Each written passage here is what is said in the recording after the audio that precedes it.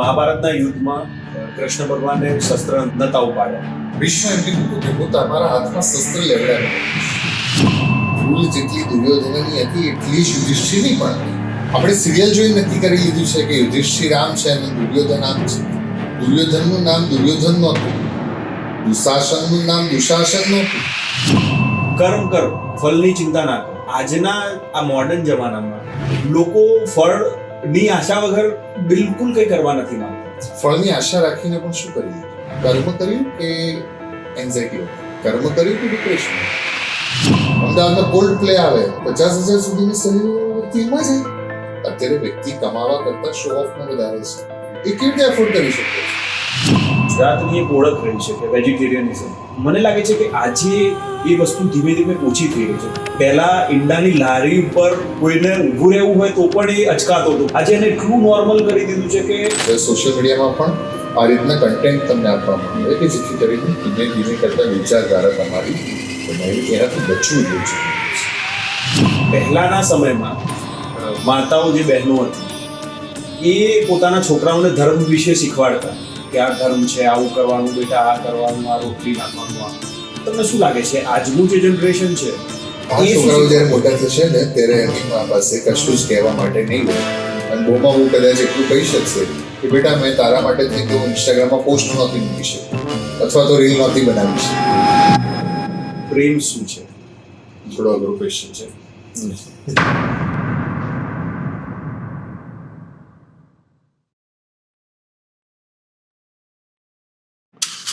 Welcome to the Dhruv Patel Show.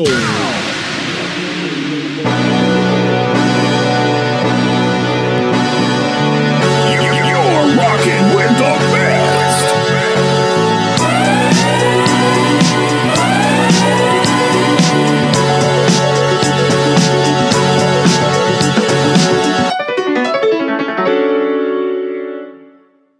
નમસ્કાર.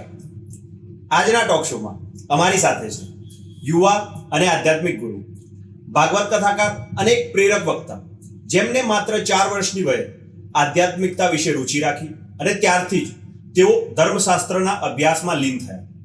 તેમને શ્રીમદ ભાગવત મહાપુરાણ અને શ્રીમદ ભાગવત ગીતા પર એક ઊંડી સમજ અને પ્રભાવશાળી કથાઓથી હજારો ભક્તો અને યુવાનોને માર્ગદર્શન પૂરું પાડ્યું. એમને લાખો લોકો સુધી આ કથા પહોંચે અને આ કથાનું શ્રવણ થાય તેમના માટે વ્યવસ્થા કરી. તેમને આજ સુધીમાં 3000થી પણ વધુ ભાગવત કથાઓ રાષ્ટ્રીય અને આંતરરાષ્ટ્રીય સ્તરે એમને કરી છે. આપણા બધાનું ગૌરવ છે. તેમના ઉપદેશથી લાખો લોકો પ્રભાવિત થયા અને હિન્દુ ધર્મનો સાચો અર્થ શું છે અને હિન્દુ ધર્મ પ્રત્યે લોકોની જાગૃતિ આવે તેના માટે મહત્વપૂર્ણ આધ્યાત્મિક કાર્ય કર્યું. તેમની વાણીમાં એક એવી મીઠાશ છે જે કોઈના હૃદયને પણ સ્પર્શી જાય છે. So let's welcome doctor Karnav Joshi. કેમ છો? Welcome to the Dhruv Patel show. નમસ્તે સર. મારે પહેલો પ્રશ્ન એ પૂછવો છે કે પ્રેમ શું છે? હક, અહંકાર, શંકાથી એ કાદવમાંથી કમળની વખત તમને જે ખીલવે એ પ્રેમ છે. કમળની સ્પેશિયાલિટી એ છે કે હોય કાદવમાં પણ ક્યારેય કમળની ઉપર કાદવ ન હોય. એ સ્થિતિ સુધી જે પહોંચાડે એ પ્રેમ છે. રાત આખી ડસે સવારે શબ્દ થઈ ગુંજે એ પ્રેમ છે. પ્રેમ એટલો મોટો શબ્દ છે ને કે એની વ્યાખ્યા જો કરવી હોય ને તો, કારણ કે એમાં તો મીરાએ વ્યાખ્યા કરી તો મીરાનો પ્રેમ અલગ વ્યાખ્યા છે, રૂક્ષ્મણીનો પ્રેમ અલગ વ્યાખ્યા છે, રાધાનો પ્રેમ અલગ વ્યાખ્યા છે, બાર કંઈક અલગ વ્યાખ્યા છે અને સ્પિરિચ્યુઅલ રીતે અલગ વ્યાખ્યા છે. એવડો મોટો શબ્દ છે ને કે 15 સેમીની સ્કેલથી ન માપી શકાય દરિયાને. એવી રીતે ઘણી વસ્તુ વ્યક્ત ન કરી શકાય અથવા તો એના માટે પર્ટિક્યુલર કોઈ શબ્દ નથી, વર્ડ્સ નથી, એની કોઈ પ્રોપર ડેફિનેશન નથી. ઈશ્વરને તમે નેતિ કહી દો છો, એને ક્યાંય એની વ્યાખ્યા નથી આપી શકતા. તો પ્રેમ પણ ઈશ્વરનું જ સ્વરૂપ છે. પ્રેમ ઈશ્વર છે.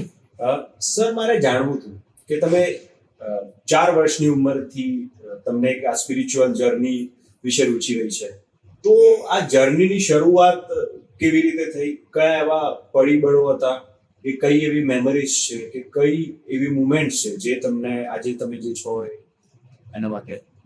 સૌથી મોટું પરિબળ હું કહું ને તો મારા ઘરનું વાતાવરણ.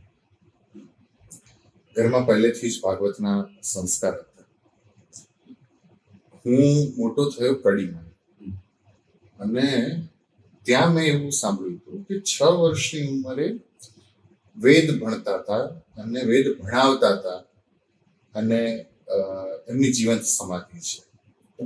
તો એ આશ્રમમાં મારું જવાનું વધારે થતું, અને ત્યાંથી મને ઇન્સ્પિરેશન મળ્યા. ત્યાં સુધાદેવી જેને 6 વર્ષની ઉંમરે વેદાધિકાર મળ્યો, અને ભણાવ્યા પણ ખરા, ભણ્યા પણ. તો ત્યાંથી મને ઇન્સ્પિરેશન મળ્યું. ત્યાંથી મારી શરૂઆત થઈ. ઘરનું વાતાવરણ બહુ મોટું ઇફેક્ટ કરે છે. આજના જમાનામાં એટલે લોકો એવું કહે છે કે બહુ જ મોડર્ન વર્લ્ડ ચાલી રહ્યું છે, તો તમને લાગે છે કે સ્પિરિચ્યુઆલિટી આજના જમાનામાં એટલી પણ રેલેવન્ટ છે? કદાચ પહેલા કરતા વધારે. એ કેવી રીતે કહી શકાય કે એક વર્ગ પિઝા વાળો પણ છે અને એક વર્ગ સ્પ્રાઉટ્સ વાળો પણ છે. એક વર્ગ ઓર્ગેનિક ફૂડને પણ ઈચ્છે છે અને એક વર્ગ ચાટ તરફ પણ જાય છે. તો એવું નથી કે કોઈ એક જ દ્રષ્ટિથી આપણે સમાજના બધા જ લોકોને જોઈ શકીએ. ઘણા બધા લોકો એવા છે કે જે સ્પિરિચ્યુઅલી પહેલા ક્યારેય કોઈ વિચાર્યું ના હોય, એટલું બધું ક્રાઉડ છે, ને એક તરફ જેનામાં સમજણ નથી. તો દરેક પર્ટિક્યુલર બધી વસ્તુનો એક વર્ગ છે. પહેલા કરતા અત્યારે તો ઘણું વધારે સરસ છે. આપણે જોઈ રહ્યા છીએ કે આજના જમાનામાં ધર્મને ખાલી માત્ર ધાર્મિક વિધિ પૂરતું જ સીમિત કરી દેવામાં આવ્યો છે. તો એ કેટલું યોગ્ય છે, અને શું એ પહેલા તો છે ને, ધર્મની ડેફિનેશન બહુ બ્રોડ છે. ધર્મનો પ્રોપર કોઈ અંગ્રેજી શબ્દ નથી. તમે રિલિજિયન કે રિલિજિયસ કે આવી રીતે કંઈ કરીને ધર્મ અને ધાર્મિક આવું કંઈ ના કહી શકો. એનો પ્રોપર કોઈ અંગ્રેજી શબ્દ છે જ નહીં. ધર્મની જે વ્યાખ્યા છે એ બહુ જ બ્રોડ છે. ધર્મ, અલગ અલગ પ્રકારના ધર્મ કયા છે, જેમાં સ્વધર્મ, નિષ્કામ ધર્મ, અર્થ ધર્મ, તો ઘણા બધા ધર્મના પ્રકાર છે. તો એ બધા જ ડેફિનેશનમાં ક્યાંય અત્યારની જે માનસિકતા છે ને એ સેટ થઈ શકે નથી. હકીકતમાં તમે જે પ્રમાણે વાત કરી કે કોઈ આરતી ધર્મ નથી, કોઈ અગરબત્તી ધર્મ નથી, કોઈ દીપ ધર્મ નથી. એ પાર્ટ ઓફ ધેટ, એનો પાર્ટ છે, એનો ભાગ હોઈ શકે. એ ધર્મ નથી. તો ધર્મની વ્યાખ્યા સશાસ્ત્ર, શાસ્ત્ર પ્રમાણે છે કે જે એકચ્યુઅલમાં તમે છો ને એને ઓળખવું અને એ પ્રમાણે વર્તવું, એ ધર્મ છે. તો ધર્મની વ્યાખ્યા તો ઘણા બધા મહાપુરુષોએ આપી છે. સૌથી મોટો ધર્મ જો કોઈ હોય તો નિજ ધર્મ છે. માને પોતાને ઓળખવું, પોતાનાને ઓળખવું સૌથી મોટો ધર્મ છે. તમે આખા વર્લ્ડમાં બધી અલગ અલગ જગ્યાએ તમે કથા કરવા જાઓ છો, તો કથા પોતે કેવી રીતે એક ઇમ્પોર્ટન્ટ ભાગ ભજવે છે ધર્મના સમજણ માટે અને સ્પિરિચ્યુઅલિટી માટે? કથા એ વસ્તુ છે જેણે ધર્મની વ્યાખ્યાને નગારા તગારા અને ત્રાવડામાંથી બહાર કાઢી. નહીં તો આપણે સામાન્ય રીતે શું થતું હતું કે કંઈક બહુ મોટા કંઈક વગાડવું, કંઈક બહુ મોટું બનાવી દેવું અને પ્રસાદ ત્યાં પૂરું થઈ જતું. કથા એથી આગળ કથાને જગ્યા છે. ઘણા બધા સુસાઇડ કેસ કરતા એનાથી તો સુસાઇડ માટે જતા હોય અને કથા સાંભળીને બદલાઈ ગયા હોય, અથવા તો ઘણી વખત એવું જોયું છે કે કંઈક ડિવોર્સ કેસ હોય અને એમ કહી કે નહીં અમે બરાબર છે, એમનામાં સમાધાન થઈ ગયું છે. કથા એ ધર્મ વ્યક્તિગત શીખવ્યું છે. તમે કોઈ તમે કેવી રીતે તરવું એવું પુસ્તક વાંચીને તરતા ન શીખી શકો, પણ કથા છે ને તમને અનુભૂતિ આપે છે, શબ્દચિત્ર આપે છે. કથામાં જે કહેવાતું હોય એક ચિત્ર તમારી નજર આગળ ઊભું થાય, અને એ નજર આગળ ઊભું થયેલું ચિત્ર તમે જાણે સ્વાંતઃ અનુભૂતિ કરતા હોય તમને એ લેવલ સુધી લઈ જાય છે, તમને ફિલિંગ્સ આપે છે કે નહીં હું એ વખતે ત્યાં છું, એ સમયે ત્યાં છું. તો એક બહુ ઊંચી તમને કક્ષા પર લઈ જાય છે. અને કથાનું પણ એવું છે, તમે જ્યારે એની પરાકાષ્ઠા ઉપર પહોંચો ને ત્યારે તમારું એક લેવલ અલગ હોય છે. એવું નથી કથા સાંભળીને પછી ઘણી બધું હસવામાં એમ કહેતો કે ઘણા લોકો એમ કે અમે તો આને પણ સાંભળીને નાખ્યા, અમને સાંભળી નાખ્યા, અમને સાંભળી નાખ્યા, અમને સાંભળી નાખ્યા. એકચ્યુઅલી સાંભળીને નાખી ન દેવાનું હોય. જો સાંભળીને કંઈક રાખો ને તો બેડો પાર થઈ જાય. કથા એ બહુ મોટો ભાગ એમાં ભજવે છે.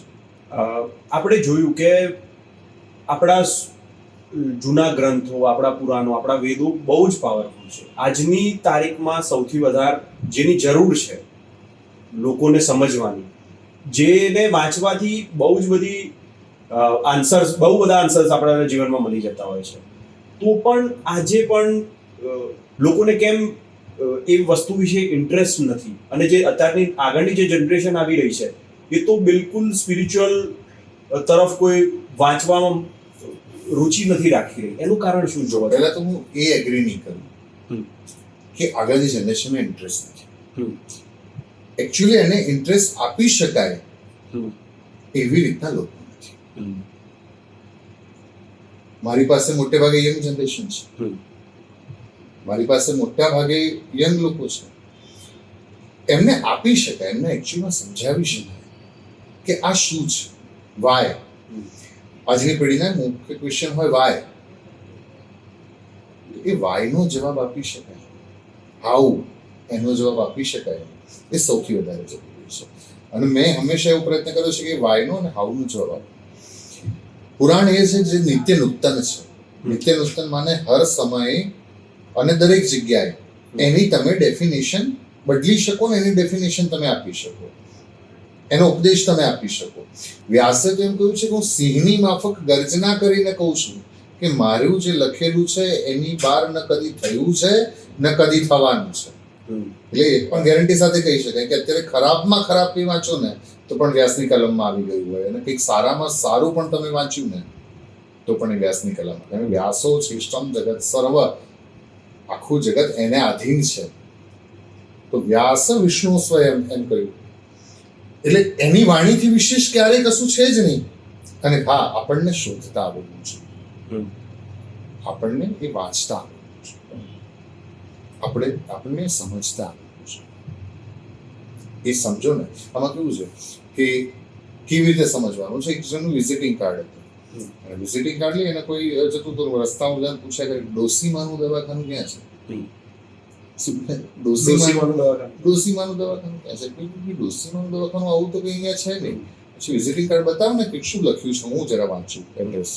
એને વાંચ્યું એટલે લખ્યું હતું ડોક્ટર સીમાનું દવાખાનું. સમજાય છે? એટલે એને કેવી રીતે તમારે લેવું છે અથવા તો કેવી રીતે એને સમજાવવું એ બહુ જરૂરી છે. નહીં તો પોઝિશન આ પાથે મૂકી દે છે. એટલા માટે કથાની જરૂરિયાત હોય છે. આપણે જોઈએ છે કે લોકો જ્યારે દુઃખમાં હોય છે ત્યારે ભગવાનને યાદ કરે છે, કે જ્યારે એમને દુઃખ આવે ત્યારે. સુખમાં એ ભૂલી જાય છે. તો એનું કારણ તમે શું જોવો છો? दुख में सब सिमरन करे, सुख में करे न कोई, और जो सुख में सिमरन करे तो दुख का है को. દુઃખમાં જ ભગવાન આપણને યાદ આપતો. એનું કારણ એ છે કે આપણે પહેલા ક્યારેય એને યાદ કર્યો હતું નથી. એક બહુ સરસ કથા છે કે કૃષ્ણ છે ને સવારમાં જે જાગે ને એને ચૂકલી ખણે છે.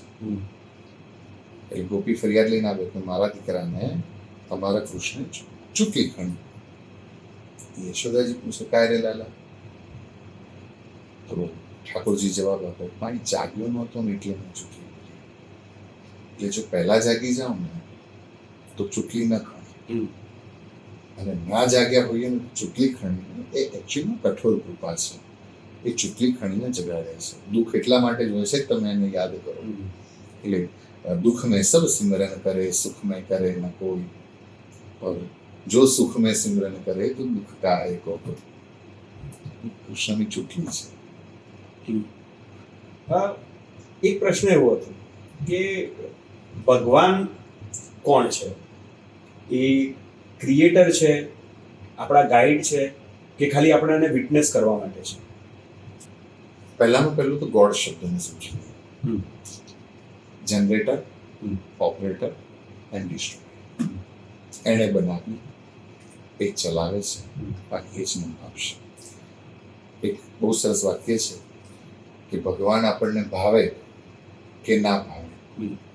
ઈશ્વર આપણને ભાવે કે ના ભાવે, હમ. પણ હકીકત એ છે કે આપણા સૌને ન ભાવે છે. હમ. બીજી બધી જ ફિલોસોફી છે ને, સનાતન ધર્મ સિવાય એ એમ કહે છે કે બધું એનું છે, એવરીથિંગ ઇઝ હીઝ. જ્યારે સનાતન પરંપરા એમ કહે છે we accept everything is his, but at that same time everything is he. બધું એનું જ છે અને બધું જ એ છે. એટલે આપણે જ્યારે સ્કૂલમાં હતા ને ત્યારે કહેતા હતા કે કણ કણ તારા દર્શન થાય, દરેક જગ્યાએ તારા દર્શન થાય. તો આપણા એ વ્યાખ્યાથી આપણે બહુ ઉપર છે. સનાતન પરંપરા બહુ ઉપર છે કે એ ક્રિએટર છે કે એ ચલાવનાર છે. ના, એ બધું જ છે. અને આપણામાં જે બહાર છે એ જ અંદર છે, અને જે અંદર છે એ જ બહાર છે. ભગવદ્ ગીતામાં એમ કહ્યું કે સૂત્રે મણિગણા ઈવ, હું કેવી રીતે છું દુનિયામાં. તો ભગવાને અર્જુનને કીધું અર્જુન હું કેવી રીતે છું? તો કે સૂત્રે મણિગણા ઈવ, જેમ મણકાની અંદર દોરો કે દોરાની અંદર મણકો તમે ડિસાઈડ ન કરી શકો, એવી જ રીતે તારી અંદર હું અને તું મારામાં. એ ડિસાઈડ ક્યારે નહીં થઈ શકે કે બધું જ મારામાં છે અને હું બધામાં છું. દોરાની અંદર મણકો કે મણકાની અંદર દોરો એ ડિસાઈડ નહીં કરી શકાય. બસ એવી જ રીતે આખી દુનિયા મારામાં છે, હું આખી આપણે ઘણીવાર એવું જોતા હોઈએ છીએ કે ઘણા લોકો ભગવાનને એવું માનતા હોય છે કે ભગવાનનું અલગ બહુ બધા રૂપ છે, અને ઘણા લોકો એવું માનતા હોય છે કે ભગવાનનું કોઈ રૂપ નથી. એટલે ઘણા લોકો એવું માનતા હોય છે કે ભગવાનનું કોઈ ફોર્મ છે, અને ઘણા લોકો એવું માનતા હોય છે ભગવાન ફોર્મલેસ છે. તો એમાંથી કયું સાચું છે? કબીરા કુવા એક હૈ, પનિહારી અનેક, બર્તન સબ ન્યારે ભય, બાકી પાની સબ નહીં. કબીરા કુવા એક હૈ, પનિહારી અનેક, और बर्तन सब न्यारे भय, बाकी पानी सब नहीं. પછી શું કહ્યું કે સબ ઘટ મેરો સાઈયા, ખાલી ઘટ નહીં કોઈ, બલિહારી ઉસ ઘટ કી જહાં ઘટ પર ઘટ નહીં. બહુ સમજવાની જરૂર છે કે આપણે ત્યાં છે ને એમ કે કૃષ્ણ અવતાર, રામ અવતાર, આ અવતાર, આપણે ત્યાં શબ્દ અવતાર શબ્દ છે. આ અવતાર શબ્દ ક્યાંથી આવ્યો? તો સંસ્કૃત વાંગ્મયની અવતરણિકા શબ્દ છે. અવતરણિકા માને નિસરણી, સીડી જેને આપણે કહીએ છીએ. તો જીવ શિવ સુધી પહોંચી શકે એટલા માટે એ જ નિરાકાર નિસ્વરૂપ પરબ્રહ્મ ભગવાન સગુણ અને સાકાર થઈ અને મનુષ્યને મનુષ્ય જેવા દેખાય. કોઈ સૂર્યને પૂછે કે અમે એવું સાંભળ્યું છે કે sunrise and sunset, do you know what is sunrise and sunset? The sooner say no, I don't. What is sunrise and sunset? I know about only sunlight. મને ખાલી સૂર્યપ્રકાશની ખબર છે. એ તો પૃથ્વી ફરે છે એટલે દુનિયાના લોકોને એમ લાગે છે કે સનરાઈઝ એન્ડ સનસેટ. તો બસ એવી જ રીતે શું કૃષ્ણ 5,500 વર્ષ પહેલા આવ્યા એ પહેલા નહોતા? નહીં, એ પહેલા પણ હતા. રામ એટલા વર્ષો પહેલા આવ્યા અને ગયા? ના, એવું નથી, પહેલા પણ હતા. કારણ કે રામના જન્મ પહેલા રામાયણ લખાઈ ચૂક્યું છે. તો એ સમયે પણ પરમાત્મા હતા, એ પછી પણ છે, એ પછી પણ છે. તો એ તમે જ્યારે રામચરિતમાનસને બહુ ધ્યાનથી વાંચો ને ત્યારે તમને એ ક્લિયર થાય. નિરાકાર ભગવાન જ સગુણ અને સાકાર થઈ અને ભગવાને કીધું છે કે શેને માટે આવું છું કે પરિત્રાણાય સાધુનામ, વિનાશાય ચ દુષ્કૃતામ, ધર્મ સંસ્થાપનાર્થાય સંભવામિ યુગે યુગે. હું મારા ભક્તોને માટે થઈ અને આવું છું. તો એ જ નિરાકાર પર ભગવાન સગુણ અને સાકાર થઈ છે. એક પ્રશ્ન એવો હતો કે આધ્યાત્મિક માર્ગ તરફ અગર આપણે જઈએ છીએ તો શું આપણી ડેસ્ટિની બદલી શકે? એના અંદર એટલી તાકાત છે કે આપણી ડેસ્ટિની આધ્યાત્મિક માર્ગ? તમે ડેસ્ટિનીનું ગુજરાતી કરો, શું થશે? તબદીલ. અચ્છા, આપણે ત્યાં તકદીર નસીબ આવો શબ્દ છે, True. આ અધર લેંગ્વેજનો શબ્દ છે. નસીબ પણ અને હા, તકદીર પણ. આપણે ત્યાં શબ્દ તો પ્રારબ્ધ શબ્દ છે, આપણે ત્યાં પ્રારબ્ધ, અને પ્રારબ્ધની પ્રોપર ડેફિનેશન છે પુરુષાર્થ વત્તા ભાગ્ય. નસીબ અને તકદીર અલગ ચીજ છે. પ્રારબ્ધ, અને એ દરેક જગ્યાએ આપણે ત્યાં એવું નથી માનવામાં આવતું. એક બહુ ખોટી માન્યતા છે કે તારા નસીબમાં હશે એ તને મળશે. ના, આપણી જે બેઝિક ફિલોસોફી છે ને એ છે કે તું આમ કરીશ તો આમ થશે, આમ કરીશ એ પછી આમ થશે, આ કરીશ એટલે આ થશે. એ પ્રારબ્ધની ડેફિનેશન છે. તો નસીબની વ્યાખ્યા આપણે ત્યાં હતી જ નહીં. તકદીરની વ્યાખ્યા ક્યારેય આપણા વેદાંતમાં ક્યાંય તકદીરની વ્યાખ્યા નથી. અને છતાંય મને મારા ફાધરે જે તકદીરની વ્યાખ્યા કીધી હતી ને મને ગમે છે. એમણે મને શીખવાડ્યું હતું તૈયારી વત્તા તક. કોઈ પણ વસ્તુ માટે તમારી પ્રિપેરેશન હોય અને પછી ધેન તમને ઓપોર્ચ્યુનિટી મળે. કોઈ પણ ચીજ માટે તમારી તૈયારી પ્રિપેરેશન હોય અને ધેન તમને ઓપોર્ચ્યુનિટી મળે તો એ પછી તકદીર. ધેટ્સ કોલ્ડ લક. પણ આપણે ત્યાં તકદીર અને નસીબ કરતા એક ઉપરનો શબ્દ હતો પ્રારબ્ધ. અને પ્રારબ્ધની ડેફિનેશનથી એકચ્યુઅલમાં આપણે ચાલવું છે. અને એ જ્યારે તમે ચાલો ને ત્યારે તમે તમારા કર્મને ખરા અર્થમાં બેલેન્સ કરી શકો. તમે પ્રારબ્ધની ડેફિનેશનથી ચાલો તો મોટે ભાગે બધા અટવાય છે. કેમ? કારણ કે નસીબ અને તકદીરની ડેફિનેશનથી ચાલીએ છીએ. તો એ બંનેથી ઉપર હટીને પ્રારબ્ધની ડેફિનેશન પર આવવાની જરૂર છે. રોજ પૂજા પાઠ કરવો, રોજ એક પર્ટિક્યુલર એક પોતાની ડિસિપ્લિનમાં ઢાળવું, એ બધી વસ્તુથી ભગવાન અને આધ્યાત્મિક જીવનમાં આપણાને સક્સેસ મળી શકે છે. જો તમે રોજ કરો ને તો એ તમારો અભ્યાસ, એ તમારું ડિસિપ્લિન, અને ડિસિપ્લિનથી તમને ઘણું બધું એવું મળે છે કે જે તમે ઈશ્વર સુધી પહોંચી શકો છો. જે તમે રેગ્યુલર તમારું રૂટીનમાં છે. જેમ કે કોઈ વ્યક્તિ સ્કૂલમાં જતો હોય તો એને પ્રોપર ડિસિપ્લિન હતું અને એ ડિસિપ્લિનના કારણે થઈ અને વિદ્યા મળી. બસ એવી જ રીતે રૂટીનમાં પણ જે આપણે કરીએ છીએ, જે આપણું કર્મ છે, શ્રી કૃષ્ણ એમ કહ્યું છે કે તને બધું જ તારામાં જ્ઞાન હોય, તારામાં બધું જ વૈરાગ્ય હોય, પણ છતાંય તું તારા કર્મને ક્યારેય છોડીશ નહીં. કર્મ શું છે? કર્મની એકચ્યુઅલ વ્યાખ્યા ડિસિપ્લિન છે. કર્મની એકચ્યુઅલ વ્યાખ્યા ડિસિપ્લિન જ છે. શિસ્તબદ્ધ કર્મ રહેવું એ બહુ જરૂરી છે. અને એ જ્યારે કરીએ ને ત્યારે, અને એમાં પણ અલગ અલગ માર્ગ છે. કોઈ અલગ રીતે, કોઈ પૂજા કરીને એમ માને છે કે હું ઈશ્વરની નજીક જઈ શકું છું. વે તો બધા એક જ જગ્યાએ મળે છે. નદી ગમે ત્યાંથી વહેતી હોય, છેવટે તો એ દરિયામાં જ પડવાની છે.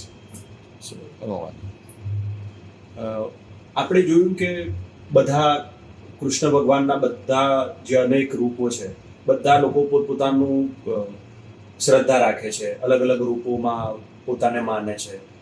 તો તમારા મતે શ્રી કૃષ્ણ કોણ છે?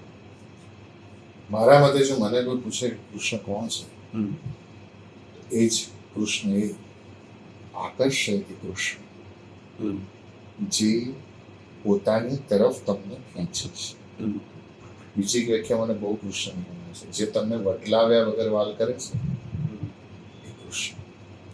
તમે જેવા છો એવા, જેમ છો એમ, અને જ્યાં છો ત્યાં એ સ્થિતિમાંથી તમારો સ્વીકાર કરે છે, એ કૃષ્ણ છે. અજામિલ ગજ ગણિકા તારી, તમે અધમ ઉદાહરણ એવા રે. એના માટે એવું કહ્યું છે. એને પુંડરીકાક્ષ એમ કહીએ છીએ. એ પાપમાંથી તમને ખેંચી લે એ કહીએ છીએ. તો કૃષ્ણ એ છે જે તમને વટલાવે વગર વાત કરે છે, જે સહજતાથી સ્વીકાર કરવા, જે પોતાના જે છે એનો સ્વીકાર કરે છે, એ કૃષ્ણ છે. આપણે કૃષ્ણ ભગવાનના બહુ બધા રૂપ જોયા, એક સારથી તરીકે, એક મિત્ર તરીકે, એક ગાઈડ તરીકે, એક સેવિયર તરીકે. તો આ બધા અલગ અલગ જે એમને પાત્ર ભજવ્યા એમના જીવનમાં, તો એ વસ્તુ આપણાને શું કહેવા માંગે છે ને આજની ટાઈમમાં એ કેટલું રેલેવન્ટ છે? કૃષ્ણ છે ને, જો ડોંગરેજી બાપા એમ કહેતા કે તમે જ્યારે નાના હો ને ત્યારે તમે દ્વારકાધીશને જુઓ, બાળપણ. યુવાવસ્થામાં તમે યોગેશ્વર કૃષ્ણને જુઓ અને વૃદ્ધાવસ્થામાં તમે બાલકૃષ્ણને જુઓ. જ્યારે તમે નાના હો ને ત્યારે તમારે એક છત્રની જરૂર હોય, એ છત્ર આપનાર દ્વારકાધીશ. યુવાન તમે જ્યારે હો ત્યારે તમને એક મિત્રની જરૂર હોય અને એ મિત્ર તરીકે તમે યોગેશ્વરને ભજી શકો. અને જ્યારે તમે વૃદ્ધાવસ્થામાં હો ને ત્યારે તમારે એક પુત્રની જરૂર હોય, એટલે એ રૂપે તમે બાલકૃષ્ણ જુઓ. કૃષ્ણને આ રીતે તમે જે મને કહ્યું ને એ પ્રમાણે જો સમજવાનું હોય ને તો ભીષ્મની દ્રષ્ટિથી એને જોવા છે. ભીષ્મ સૈયા ઉપર, બાણની સિંહ ઉપર સૂતા હતા. પાંડવ આવ્યા, આવીને પૂછ્યું, પિતાજી કોઈ ઈચ્છા છે? પિતામાં કોઈ ઈચ્છા છે? કે હા છે. શું? એટલે મારી દીકરીને પરણાવી છે, મારી કન્યાને મારે પરણાવી છે. આશ્ચર્ય કઈ કન્યા, કોણ હશે? કારણ કે આ એનું મૂળ નામ તો દેવવ્રત અને દેવવ્રતમાંથી ભીષ્મ નામ પડ્યું. એ કઈ કન્યા હશે? એ પૂછ્યું, કઈ કન્યા? એટલે પિતામહ ભીષ્મે જવાબ, કોઈ મતી રૂપી કન્યાને મારે પરણાવી છે. પૂછ્યું, કોની સાથે? મારી મતીને પરણાવી છે. પૂછ્યું, કોની સાથે? એટલે કે છે ત્રિભુવન કમનમ તમાલ વર્ણમ રવિકર ગૌરવ રામભરમ દધાને. ત્રિભુવનમાં જે સુંદર છે ને એની સાથે. એટલે અર્જુને પૂછ્યું, ત્રિભુવનમાં સુંદર કોણ? કોને પૂછ્યું? શ્રી કૃષ્ણને પૂછ્યું. એટલે ભગવાને કહ્યું, ત્રિભુવનમાં કોઈ સુંદર હોય તો મેં પાર્થ, એ તો હું જોઉં. ત્રિભુવનમાં છે સુંદર. આપણે જે ડેફિનેશન આપ્યું ને કે જેને પ્રસ્વેદ થયો છે, પરસેવો થયો છે અને ધૂળ ઉડવાને કારણે કૃષ્ણનો શ્યામ રંગ એની પર ધૂળ ઉડે છે એટલે પાંડુરંગ બન્યો અને એ સ્વરૂપ મને ગમ્યું. તો કૃષ્ણ સારથી તરીકેનું એ એકચ્યુઅલમાં સારથી નહીં, એ સમય ગુરુ છે. કૃષ્ણ મિત્ર તરીકે એ સમય મિત્ર નહીં, પિતા પણ છે. શ્રીમદ ભાગવતમાં એક શ્લોક છે, ભગવાન અપિતા રાત્રિ. રાસ રમે ને એ સમયે ભગવાન કોઈ પુરુષ નહીં પણ પિતાને રૂપમાં જોવે છે. તો પિતા પણ એ સમય બની શકે છે. તો કૃષ્ણએ જીવા ભક્તને એમ કહ્યું, પરિત્રાણાય સાધુ નામ. પોતાના ભક્તને માટે જે રૂપમાં અને જેવી રીતે જો પડ્યો. હજી તો એક રૂપ કદાચ તમારે ધ્યાનમાં નથી. દ્રૌપદીને માટે ભગવાને માથે ફેટો બાંધી અને જૂના વસ્ત્ર પહેરી અને હાથમાં ફાનસ લઈ અને નોકર બનેલા છે. જે રીતે ભક્તને જરૂર છે એવું સ્વરૂપ છે કૃષ્ણ. કૃષ્ણના યદા યદા હિ ધર્મસ્ય ગ્લાનિર્ભવતિ ભારત અભ્યુત્થાન ધર્મસ્ય તદાત્માનં સુજામ્યહં કહે છે. કૃષ્ણના અલગ અલગ રૂપ એટલા માટે છે કે તમને જે સ્વરૂપે ગમે એ સ્વરૂપે તમે એની સેવા કરીશું. તમને જે સ્વરૂપે ગમે એ રીતે તમે એને ભજી શકો. એટલા માટે અલગ અલગ દરેક રૂપનો એક અલગ મેસેજ છે. દ્રૌપદીના વસ્ત્રહરણની જે ઘટના છે એ આપણાને શું શીખવે? મહાભારત છે, મહાભારતનો એક ઉત્તરાર્ધ છે અને એ ઉત્તરાર્ધમાં એક અલગ પુસ્તક એના માટે લખાયેલું છે અને એમાં કૃષ્ણ એ વખતે એમ કહે છે કે મેં હી મહાભારત. અને આ પ્રશ્ન દ્રૌપદીએ પૂછ્યું કે વસ્ત્રાહરણ સમય તમે મોડા કેમ આવે, અથવા તો આટલી છેલ્લી ગાંઠ ખુલવાની બાકી હતી અને ત્યાં સુધી તમે કેમ રાહ જોડાઈ? ત્યારે કૃષ્ણ કહે છે કે મેં રાહ નથી જોડાઈ, રાહ તે મને જોડાઈ છે. કૃષ્ણ દ્રૌપદીને કહે છે મેં રાહ નથી જોડાઈ, દ્રૌપદી તે મને રાહ જોડાઈ છે. યાદ કરતે વચન માંગ્યું તો હું બોલાવું પછી જ આવવાનું. કૃષ્ણને દ્રૌપદી એવું કહ્યું હતું કે હું બોલાવું પછી જ આવવાનું. દ્રૌપદી ભરી સભામાં જ્યારે છેલ્લા પાસા નંખાતા હતા અને એ વખતે યુધિષ્ઠિર હારતો હતો ને એ જ સમયે હું હસ્તિનાપુરના મહેલના ઉમરાની બહાર ઉભો હતો. હું આવીને ઉભો રહ્યો. તને જ્યારે કેશ પકડી અને ભરી સભામાં લાવવામાં આવે છે ને એ વખતે પગ ઉઠાઈને ઉમરો ઓળંગવા માટે તૈયાર ઉભો હતો. દુશાસને જ્યારે તારી સાડી ખેંચવાનો પ્રયત્ન કર્યો ત્યારે હું બીજો પગની એડી ઊંચી કરી દીધી હતી. મને એમ હતું કે તે વચન લીધેલું છે મારી પાસેથી કે હું બોલાવું પછી આવવાનું, હું રાહ જોતો હતો તું મને બોલાવે. અને મને એમ હતું કે હવે દુશાસને સાડી પકડી છે, તું મને બોલાવી લઈશ. પણ એ વખતે તે ભીષ્મના પગ પકડ્યા. દ્રષ્ટિ વગરના ધૃતરાષ્ટ્રની પાસે તમે ગયા, તમે કુલગુરુ કૃપાચાર્ય પાસે ગયા. પાંચાલી, તમને મારી યાદ ન આવી, હજી તમે મને યાદ નહોતો કર્યો. પાંડવ જેણે તમને દાવ પર મૂક્યા હતા એ પાંડવની પાસે તમે ગયા, યુધિષ્ઠિરની પાસે ગયા, તમે મને ન બોલાવ્યો. હજી હું તમને યાદ નહોતો આવ્યો. એક એક રાજાની આગળ હાથ જોડી અને તમે માંગતા હતા કે મને બચાવો, પણ હજી હું તમને યાદ નહોતો આવ્યો. અને જે સમયે સાડી દુશાસન ખેંચતો હતો અને છેલ્લી ગાંઠ ખુલવાની બાકી હતી ને, એ સમયે તમને હું યાદ આવ્યો તો તમે એમ બોલ્યા કે દ્વારિકાથી કૃષ્ણ આવ. એટલે હું તમારા ઉમરા પર ઉભો હતો, ત્યાં દ્વારિકા ગયો, કુ બોલાવ્યું, ત્યાં દ્વારિકા જઈને પાછો આવ્યો, અડધો શ બોલાવ્યો, ત્યાં હાજર હતો, અણ બોલાતું હતું, ત્યાં તમારા વસ્ત્ર હું પૂરતો હતો. તમને મને બોલાવવામાં વાર લાગી, મને આવવામાં વાર નથી. કેમ છે ને, આપણી સ્થિતિ પણ આવી હોય છે. સમજવાનું એ છે ક્યારેક આપણે ઈશ્વરને આપણા મનથી, આપણી બુદ્ધિના બળથી આપણે ઈશ્વર તત્વને બાંધતા હોઈએ છીએ. એના સાક્ષાત્કાર સુધી પહોંચવાની જે રસ્તો છે ને, એ રસ્તો લાંબો આપણે આપણી બુદ્ધિથી કરી દેતા હોઈએ છીએ.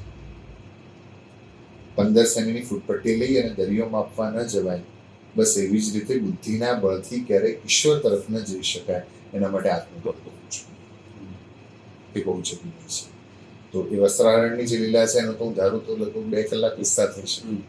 આપણે આગળ હા, આપણે રાધા કૃષ્ણની મિત્રતા, કૃષ્ણ સુદામાની મિત્રતાનું તો લોકો જાણતા જ હોય છે, પણ દ્રૌપદી અને કૃષ્ણની મિત્રતા પણ બહુ ચર્ચામાં રહેલી વસ્તુ છે.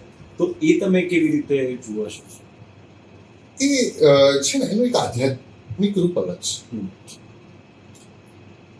ઘણા બધા ક્વેશ્ચન એમાં થઈ શકે, પણ ભગવાન છે ને એ હંમેશા ભક્તને ભક્તની જોતા હોય છે.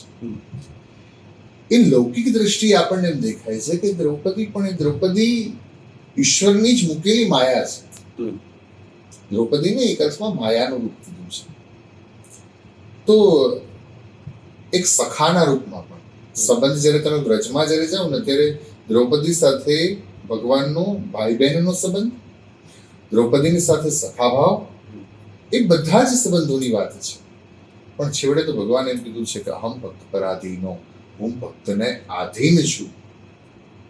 તો એ ભગવાન એની ભક્તિને કારણે થઈને એને આધીન થયા છે. એવું એક કથા છે કે કૃષ્ણને એકવાર હાથમાં કાંટો વાગ્યો અને લોહી નીકળતું, ત્યારે ભગવાન જાય છે દ્રૌપદીની સાથે, અને એ વખતે દ્રૌપદીએ પોતાની સાડીનો છેડો ફાડી અને કૃષ્ણના હાથમાં પાટો બાંધ્યો. ત્યારે ભગવાને વચન આપ્યું કે તે જેટલા તાર આપ્યા છે ને, એટલા વસ્ત્ર એટલે પાટામાં જેટલા તાર હતા ને, એની સાડી કરી કૃષ્ણ.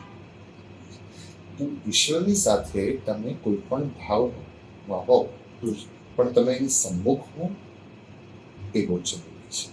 અને દ્રૌપદી હંમેશા સન્મુખ સ્થિતિમાં રહ્યા છે, અને એટલા માટે દ્રૌપદી માટે ભગવાન દોડી આવે છે. આપણે જોઈએ છે કે મહાભારતના યુદ્ધમાં કૃષ્ણ ભગવાને શસ્ત્ર નતા ઉપાડ્યા. તો આજની તારીખમાં તમને કેવું લાગે છે કે એનો અર્થ શું બની શકે છે? ભીષ્મ એમ કીધું હતું કે હું તમારા હાથમાં શસ્ત્ર લેવડાવીને રહીશ. કૃષ્ણએ સામે પ્રતિજ્ઞા કરી કે હું શસ્ત્ર નહીં. એ સમય છે ને, કૃષ્ણ એક પોલિટિશિયનના રૂપમાં છે. એ પ્રતિજ્ઞા જ્યારે થઈ રહી છે, કૃષ્ણ પોલિટિશિયનના રૂપમાં છે, અને એનાથી મોટો રાજકારણી પણ બીજો કોઈ નથી. પુરુષોત્તમ એટલે જ છે કારણ કે એને બધું જ આવડે છે. તો જો કૃષ્ણ હાથમાં શસ્ત્ર લે તો પછી એક સાથે જ યુદ્ધ એક જ સુદર્શનમાં પૂરું થઈ જાય. અને કૃષ્ણ જેવી રીતે એમને મારવાના છે અથવા તો જેવી રીતે એમનું મૃત્યુ નિશ્ચિત છે એ લીલા થઈ ન શકે. એટલા માટેથી એને કૃષ્ણએ શસ્ત્ર હાથમાં નહોતું લીધું. અત્યારના સમયમાં કૃષ્ણ છે ને એ ન્યુટ્રલ રહેતા એને આપણે છે. બહુ સમજવા જેવું છે.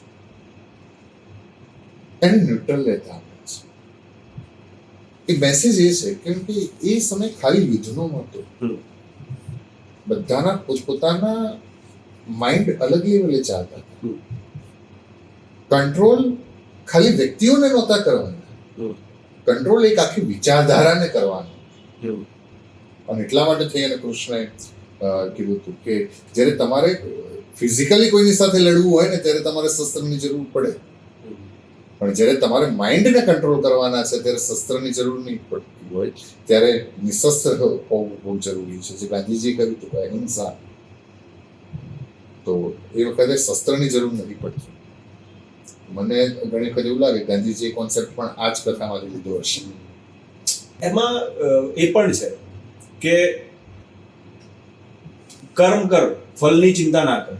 તો આજના આ મોડર્ન જમાનામાં લોકો ફળની આશા વગર બિલકુલ કંઈ કરવા નથી માંગતા. તો એમને શું તમે કહેવા માંગો છો? ફળની આશા રાખીને પણ શું કરી? છેવટે તો આજના સમયમાં સૌથી વધારે કંઈક કર્યું તો વ્યક્તિએ કર્મ કર્યું કે એન્ઝાઇટી વધારી, કર્મ કર્યું કે ડિપ્રેશન વધારી, ડર વધાર્યો. કર્મ કર, ફળની આશા ન રાખે એની પાછળ ટ્રસ્ટી ભાવે. એક ટ્રસ્ટીમાં અને એક ઓનરમાં ફરક એટલો હોય છે કે ઓનર એમ માને છે કે આ બધું મારું છે,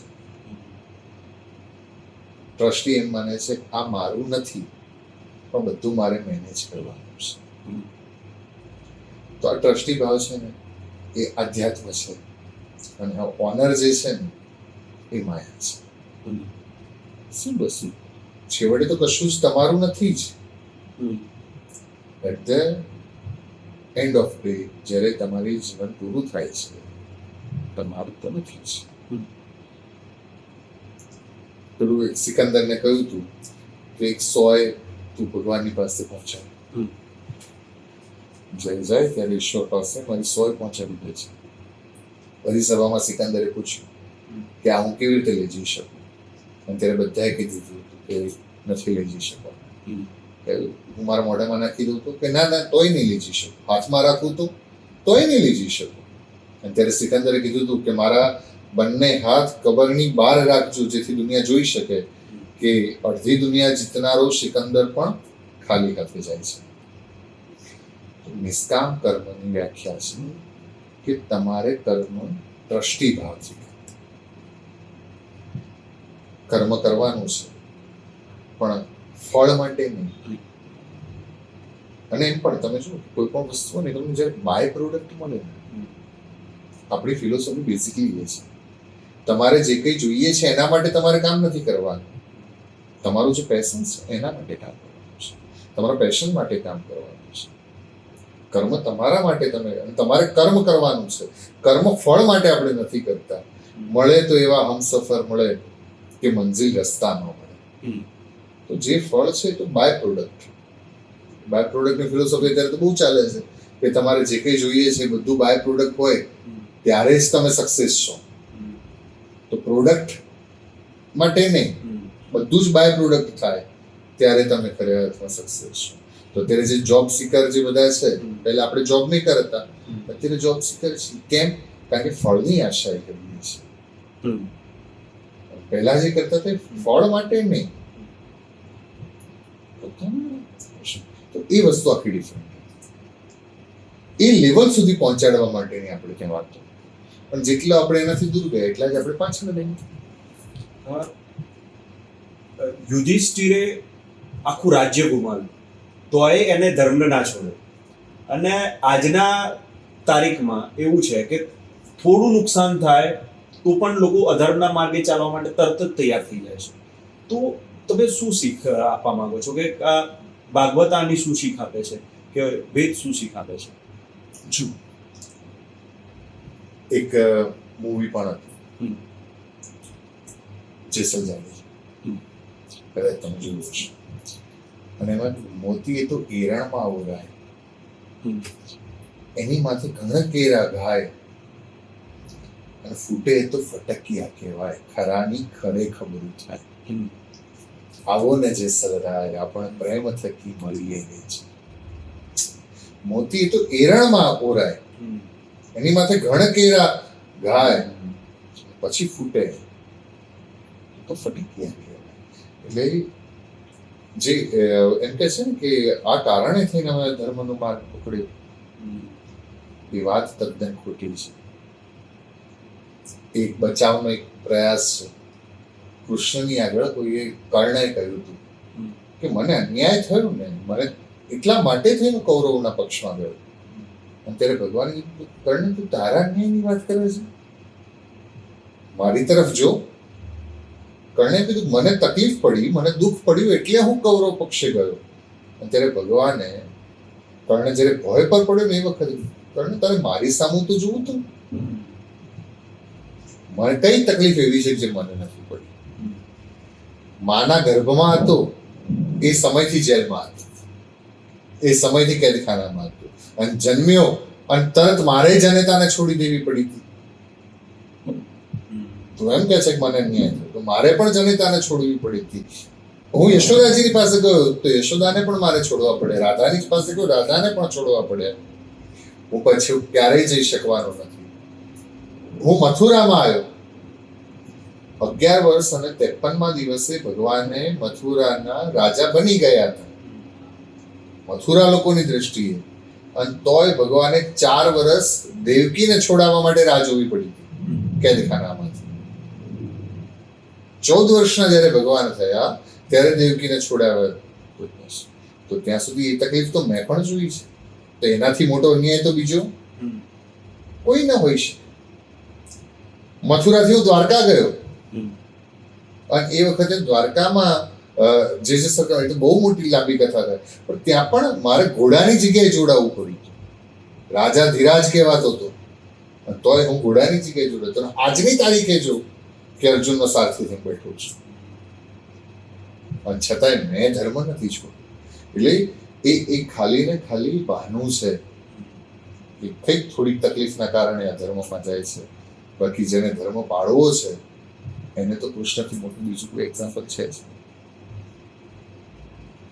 એના માટે. કારણ કે યુધિષ્ઠિર કૃષ્ણને સામે જતા, તો એ એક બહાનું છે. એટલે મહાભારત આપણાને શું શીખવે છે? સાચું અને ખોટું નક્કી કરવાનું માપદંડ શું હોવું જોઈએ? આપણા જે પુરાણો છે ને એમાં no one is villain, no one is hero. કોઈ વિલન નથી અને કોઈ હીરો. આપણે મોટા તકલીફ શું છે કે આપણે સિરિયલ જોઈને નક્કી કર્યું છે મહાભારત આવી છે, મહાભારત આવ્યું છે, ક્યારેય વાંચ્યું નથી. આપણે સિરિયલ જોઈને નક્કી કરી લીધું છે કે યુધિષ્ઠિર આમ છે અને દુર્યોધન આમ છે. હકીકતમાં એવું નહોતું. દુર્યોધનનું નામ દુર્યોધન નહોતું, દુર્યોધનનું નામ સુયોધન. દુશાસનનું નામ દુશાસન નહોતું, દુશાસનનું નામ સુશાસન. અને ભગવદ્ ગીતાનો પહેલો શ્લોક છે, એનો પહેલો શબ્દ સમવેતા, બધા જ સરખા છે. એ સમય ભૂલ જેટલી દુર્યોધનની હતી એટલી જ યુધિષ્ઠિરની પણ હતી. અને એ વાતનો સ્વીકાર કોણે કર્યો? શ્રી કૃષ્ણ. જુગાર રમવા માટે બેઠા, એ પણ તો ભૂલ હતી. તો no one is villain, no one is hero. તું કૌરવ, તું પાંડવ મંડવા, તું જ રાવણ, તું રામ. હૈયાના આ કુરુક્ષેત્ર પર પળપળનો સંગ્રામ. સુરેશ દલાલની કવિતા છે. એ બધું છે ને એકચ્યુઅલી તારી અંદર છે. અને આ જે કથાઓ છે ને એ એકચ્યુઅલી પોતાને શીખવાડવા માટે છે. તું જ કૌરવ, તું પાંડવ બનવા, તું રાવણ, તું રામ, અહીંયાના આ કુરુક્ષેત્ર પર પળપળનો સંગ્રામ. શું બેસતા વાત. તો એ બધું જ આપણને શીખવાડવા માટે છે કે જ્યારે આપણે સારા પહેલા ઘણી વખત છે ને આપણે પોતાની જાતને બહુ સારા માનતા હોય, પણ એમાં આપણે ઘણી બધી ભૂલો કરતા હોઈએ છીએ. ઘણી વખત કોઈ પોતાને પાપી પણ એનામાં પણ ઘણું બધું સારું હોય છે. બધું જ આપણી ભીતર છે. અને એક બહુ સરસ વાત યાદ રાખવા જેવી છે કે વ્યક્તિ જ્યાં સુધી ઇન્ટરનલ શોધમાં ન જાય ને ત્યાં સુધી ઇન્ટરનલ શોધમાં ક્યારેય જઈ શકતો નથી. જ્યાં સુધી ઇન્ટરનલ શોધમાં ન જાય ત્યાં સુધી ઇન્ટરનલ એ ક્યારેય પહોંચી શકે.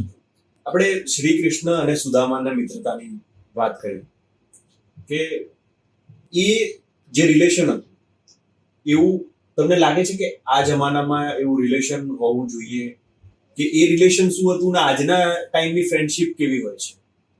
આજની ફ્રેન્ડશિપ નથી હોતી. આજે સંબંધો પણ આપણે સામેવાળાનું બધું જોઈએ નથી.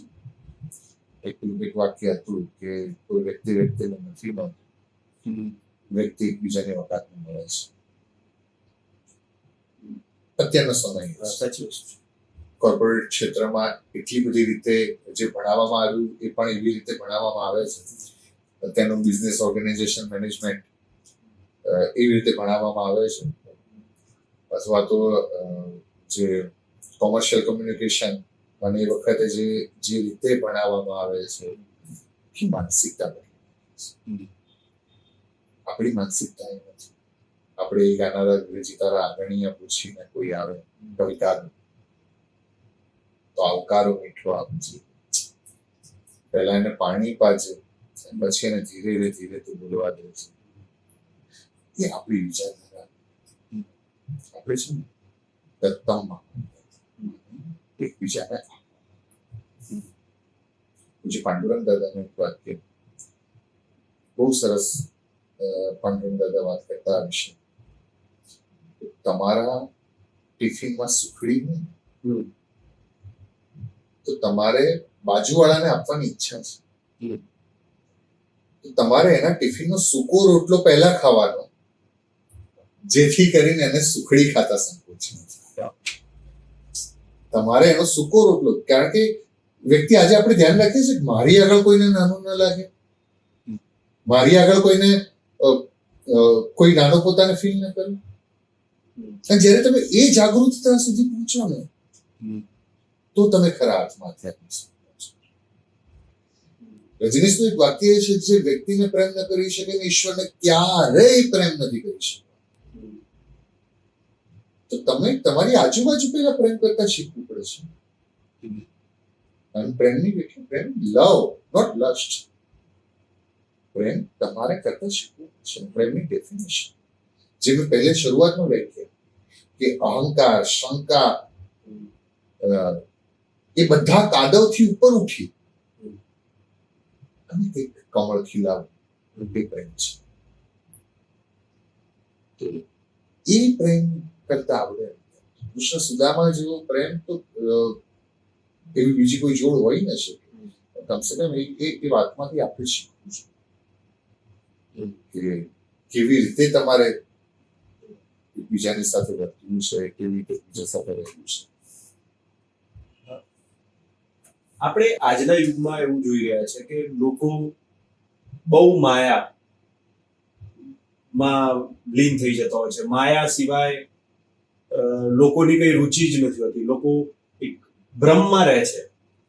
તો શ્રીમદ ભાગવત કાં તો શ્રી કૃષ્ણ ભગવાન, ભગવદ ગીતા કે આપણા વેદ આના માટે શું સોલ્યુશન આપે છે કે આટલી જે માયા છે ને રોજ નવા વાદ લેવા, નવી ગાડીના વાદ લેવા, આ કરવું, મારે આ જોઈએ છે, શો ઓફ છે. આપણે ત્યાં છે ને પૈસાની મનાઈ નથી. જાનીનું આપણા ત્યાં શ્રી સૂક્ત લખાય છે, કનકધારા સ્તોત્ર ભગવાન શંકરાચાર્ય લખ્યું છે. શ્રી સૂક્ત એટલે જો તમને ક્યાંય આર્થિક રીતે મુશ્કેલી હોય ને તમે એનો પાઠ કરો તો આપણે શાસ્ત્ર જ કહે છે. તો આ દેશના ઋષિ મુનિઓએ અર્થને અને ભૌતિકતાને જો અવગણી હોત તો શ્રી સૂક્તને લખ્યું. આપણો દ્રષ્ટિકોણ બદલાઈ ગયો છે. આપણે ખાલી ને ખાલી એની પાછળ ભાગીએ છીએ ને એટલે આપણાથી અત્યારે વ્યક્તિ કમાવા કરતા શો ઓફમાં વધારે છે. આઈફોન લેવા માટે જ્યારે લાઈનમાં કોઈ ઊભું હોય ત્યારે પહેલો પ્રશ્ન એ કે જે આઈફોન એફોર્ડ કરી શકતું હોય એ લાઈનમાં એ લાઈનમાં નહીં. અને જો તારે લાઈનમાં ઊભું રહેવું પડ્યું છે દેટ મીન્સ તું એને લાયક નથી. એને લાયક પેલું અમદાવાદમાં કોલ્ડ પ્લે આવે 50,000 સુધીની સેલેરી વાળો વ્યક્તિ એમાં જાય એ કેવી રીતે એફોર્ડ કરી શકતો હશે? ઈશ્વર એ બધું જ બ્રહ્મ છે એટલે બ્રહ્મને જાણી શકતા નથી. વ્યક્તિ શો ઓફ કે બ્રહ્માનો તો બ્રહ્મને ક્યારેય નહીં જાણી શકતો. તમે તમારી પ્યોરિટી જે છો જેવો છો જેમ છો તમે જ્યારે પ્યોરિટીમાં હશો ને ત્યારે તમારો ઈશ્વર સ્વીકાર કરશે. અથવા તો તમને પ્યોર બનાવીને પછી વિધાઉટ પ્યોરિટી ઈશ્વર ક્યારેય તમારો સ્વીકાર કરતા નથી. તો પછી તમે ઈશ્વરને કોઈ પણ નામ આપો પણ જો તમારી પાસે પ્યોરિટી નથી તો ઈશ્વર ક્યારેય તમારો સ્વીકાર કરશે. હું જ્યારે 2010માં જર્મની હતો તો ત્યારે ફિલોસોફી અમારો સબ્જેક્ટ હતો.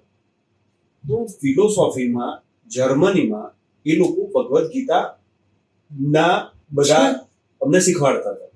અને આજ ઇન્ડિયામાં તમને એવું લાગે છે કે એ પ્રત્યે વધારે અવેરનેસ હોવી જોઈએ?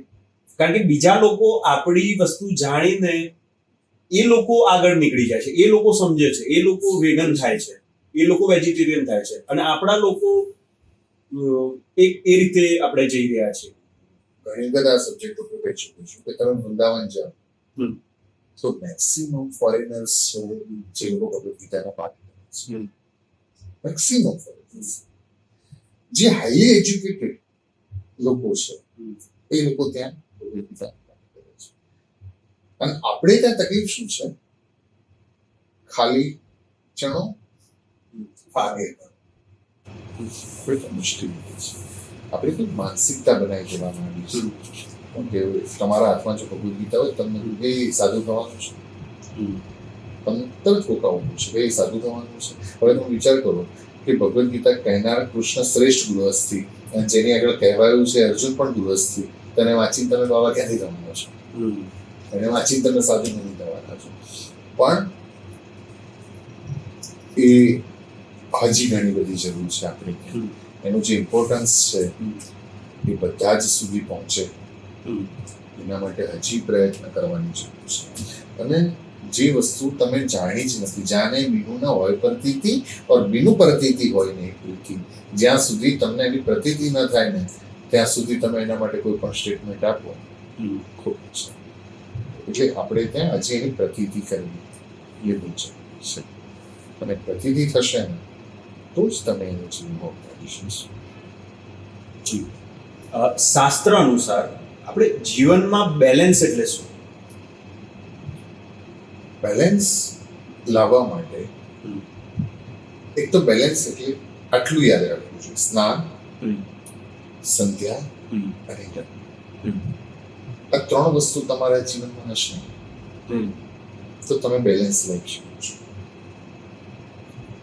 ડેફિનેશન મારી રીતે અલગ કરી નાખી છે. સ્નાન, ગઈકાલ સુધીનું બધું જ ધોઈ નાખો. સ્નાન, સંધ્યા. સંધ્યામાં આજની માટેની નવી પ્રિપેરેશન, આજ માટેની પ્રિપેરેશન. અને તમે જ્યારે કોઈને એપ્રિશિએટ કરી શકો ને, સંધ્યા વંદ્યા મને વંદન કરવા, તમે કોઈને એપ્રિશિએટ કરી શકો છો. Ask yourself. અથવા તો ડિસાઈડ કરો કે મારે આજે કોઈને એપ્રિશિએટ કરવાનું છે. સિયા રામ હમારે સબ જગહ જાની કરો પ્રણામ જોરી જુ પાની, તો એ સંધ્યા થઈ. અને પછી યજ્ઞ, યજ્ઞ માને 10% અપ એ યજ્ઞ, ચાહે ઇન્કમ ના હોય, તમારી બુદ્ધિ ક્ષમતા ના હોય, તમારી પાસે નવા આઈડિયાઝ છે, આઈડિયાના 10% તમારે ધર્મને માટે અથવા તો સમાજને માટે તમારે આપવું, તો એ થયું. આ એક પ્રોપર બેલેન્સ કરવા માટેનું કે જો તમે ધોઈ શકો ને તો જ, તો બેકાર સુધીનું બધું જ તમે ભૂલી શકો છો. મોટે ભાગે માણસોની તકલીફ ક્યાં છે કે આપણે બધું જ રાત્રે પણ સૂતી વખતે પણ કાકા સાહેબ કાલે એમ કહેતા હતા કે માણસ છે ને બહાર એટલો બધો લઈ અને સૂવે છે ને કે એ વજનમાં એ સૂઈ શકતો નથી, ઊંઘ લઈ શકતો. એ વજનથી બહાર છે તો તમે બેલેન્સ કરી શકો. અને બેલેન્સ કરતા હું એથી આગળ આધ્યાત્મિક સ્પિરિચ્યુઅલી જો કહું ને તો બેલેન્સ કરતા શું કરવું પડે? જો તમારે ચેસ રમવી છે તો તમે એને ટેબલ પર મૂકશો અને તમે ઉપરથી જોશો કે હવે શું કરવું છે. જો તમારે તમારી લાઈફને પ્રોપરલી ચલાવવી છે તો તમે જેવી રીતે ઉપરથી ચેસમાં જુઓ છો પછી તમે ખબર છે કે અહીંયા આને અમારે આ સ્ટેપ લેવાની જરૂર છે, એવી જ રીતે પોતાની લાઈફમાં પણ તમે જ્યારે એક હાઇટથી સ્પિરિચ્યુઅલ હાઇટથી જ્યારે જોવાનું શરૂ કરશો ને તો તમે આ જીવન પણ એકચ્યુઅલમાં સારી રીતે ચલાવી શકશો. બેલેન્સ કરતાં પણ સ્પિરિચ્યુઅલ હાઇટથી જોવું બહુ જરૂરી છે, તો તમે પ્રોપર ચલાવી શકો. આજના સમયમાં પ્રેમની એક અલગ વ્યાખ્યા લોકોએ કરી દીધી છે. પ્રેમને જેટલો પવિત્ર હોવો જોઈએ એટલો રહેવા નથી દીધો. અને આપણે બહુ જ બધું એવું સમાજમાં સાંભળીએ છીએ કે પ્રેમનો આખો અર્થ જ લોકો ખોટો કરી દે છે. તો એ તમે કેવી રીતે જુઓ છો? થોડો અઘરો ક્વેશ્ચન છે, કારણ કે આ ક્વેશ્ચનનો જવાબ છે તો કપલની વ્યાખ્યા શું? પ્રેમ શબ્દ છે ને બહુ અલગ છે. કપલની વ્યાખ્યા ખાલી જો સમજાય છે જ્યાં પુરુષનો પ્રેમ હોય અને સ્ત્રીનો સમર્પણ. પુરુષનો પ્રેમ હોય, સ્ત્રીનું સમર્પણ હોય, એ દાંપત્ય જીવન છે. અત્યારે આ બધી વસ્તુથી મતલબ બહુ દૂર, કોસો દૂર આપણે જતા રહ્યા છીએ. આજે આપણે મેગા સિટીમાં રહીએ અને ક્યાંક કોઈ જોતા હોઈએ તો કે યંગ એજમાં રહેલી જ્યારે પેલા ધુમાડા નીકળતા હોય તમે પણ જોયું હશે કે જ્યારે એ ધુમાડા કાઢતા હોય ત્યારે વિચારે કે ધુમાડા એકચ્યુઅલમાં કોના નીકળી રહ્યા છે, આ ધુમાડા એકચ્યુઅલમાં કોના નીકળે છે.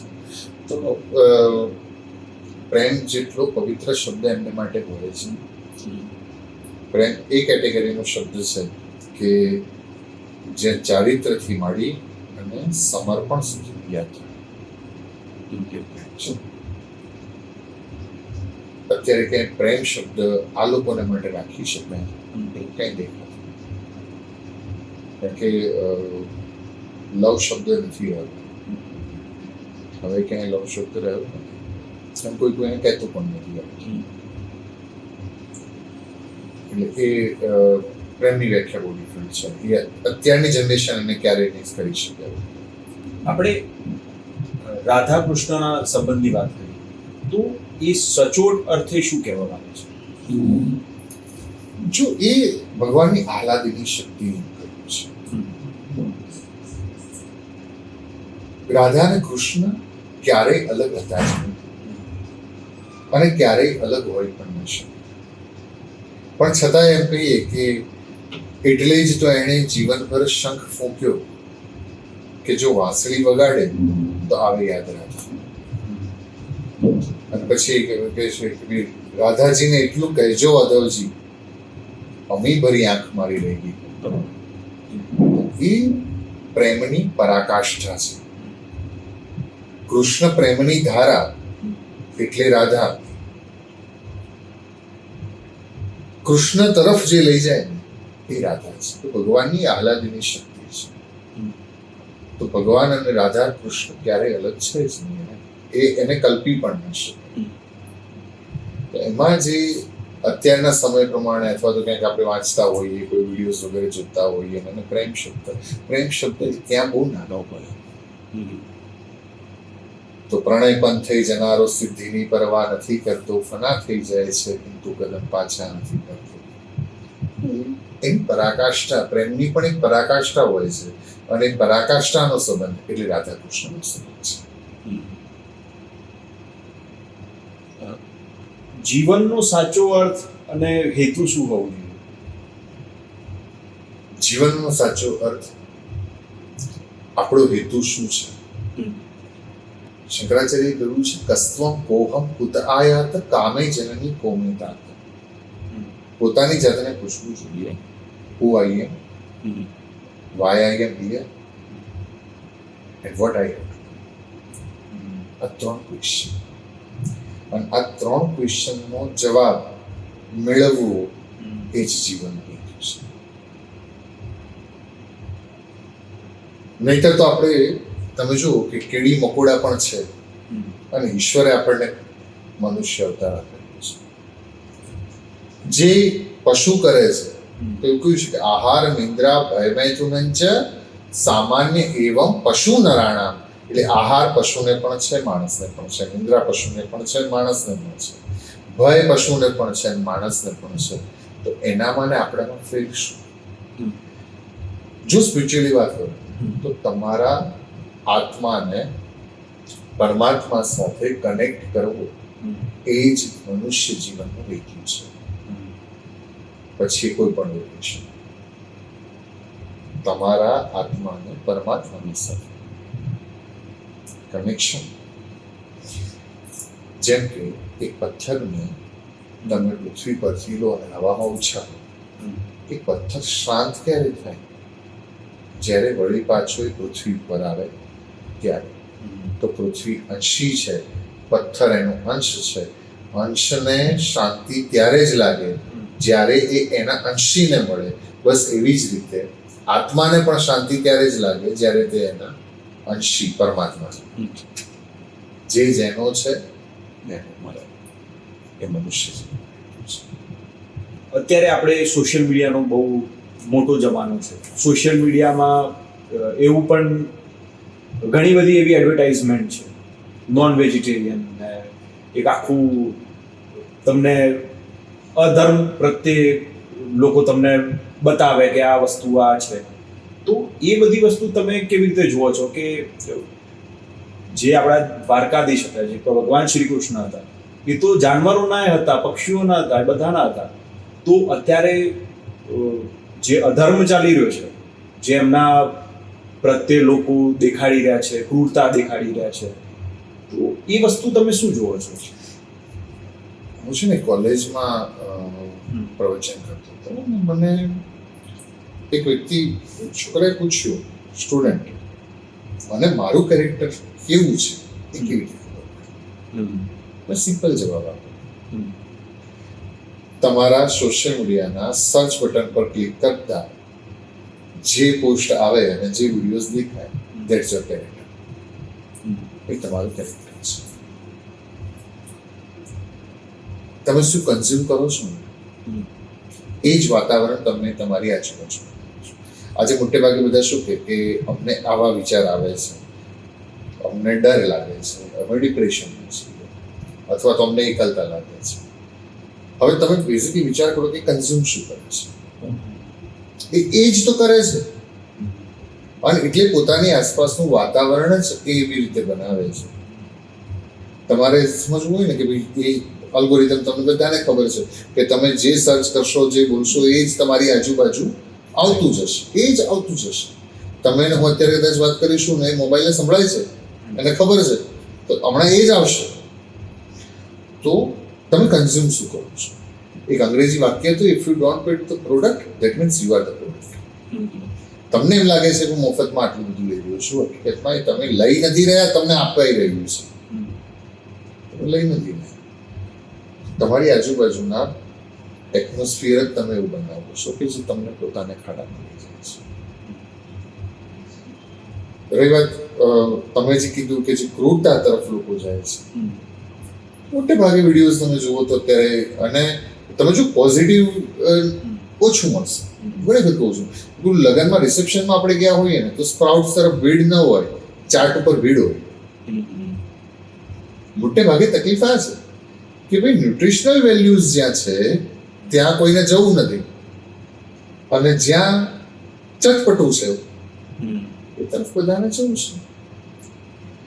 તો એટલા માટે થઈ અને તમે તમારું વાતાવરણને જુઓ, અને એ જાણે અજાણે તમે એને પ્રમોટ કરી રહ્યા છો. તો સોશિયલ મીડિયામાં તમારે ધ્યાન રાખવું જોઈએ કે તમે મોટે ખુલ્લી ચેલેન્જ છો કે અત્યારે કોઈ પોતાને એમ કહેતું હોય કે અમે આટલું સોશિયલ મીડિયા યુઝ કરીએ છીએ, અથવા તો અમે આટલું એજ્યુકેટેડ છીએ. Like, dislike, positive, negative comment આ બધું જ બધા કરે છે. કોઈ વિડીયોઝને બ્લોક કેટલાય કરે. મારું પોતે કહું, હું પોતે સ્ટ્રિક્ટ વેજીટેરિયન છું, તો પણ મારા અંદર નોનવેજની એડવર્ટાઇઝમેન્ટ આવે છે. હું બહુ વાર રિપોર્ટ કરું છું. મેં કીધું મારામાં કેમ, કારણ કે વસ્તુ આપણે રિપોર્ટ તો કરવું જ પડશે, બાકી તો આ અને રિપોર્ટ કરીએ તો પણ એ આવતું જાય છે. તમારે ત્યાં સુધી એને રિપોર્ટ બ્લોક કરવું જ પડે, નહીં તો એ તમારે ત્યાં ધીમે ધીમે કરતા ગુસ્સે છે. એ જ વસ્તુ તમારે ત્યાં કરવું.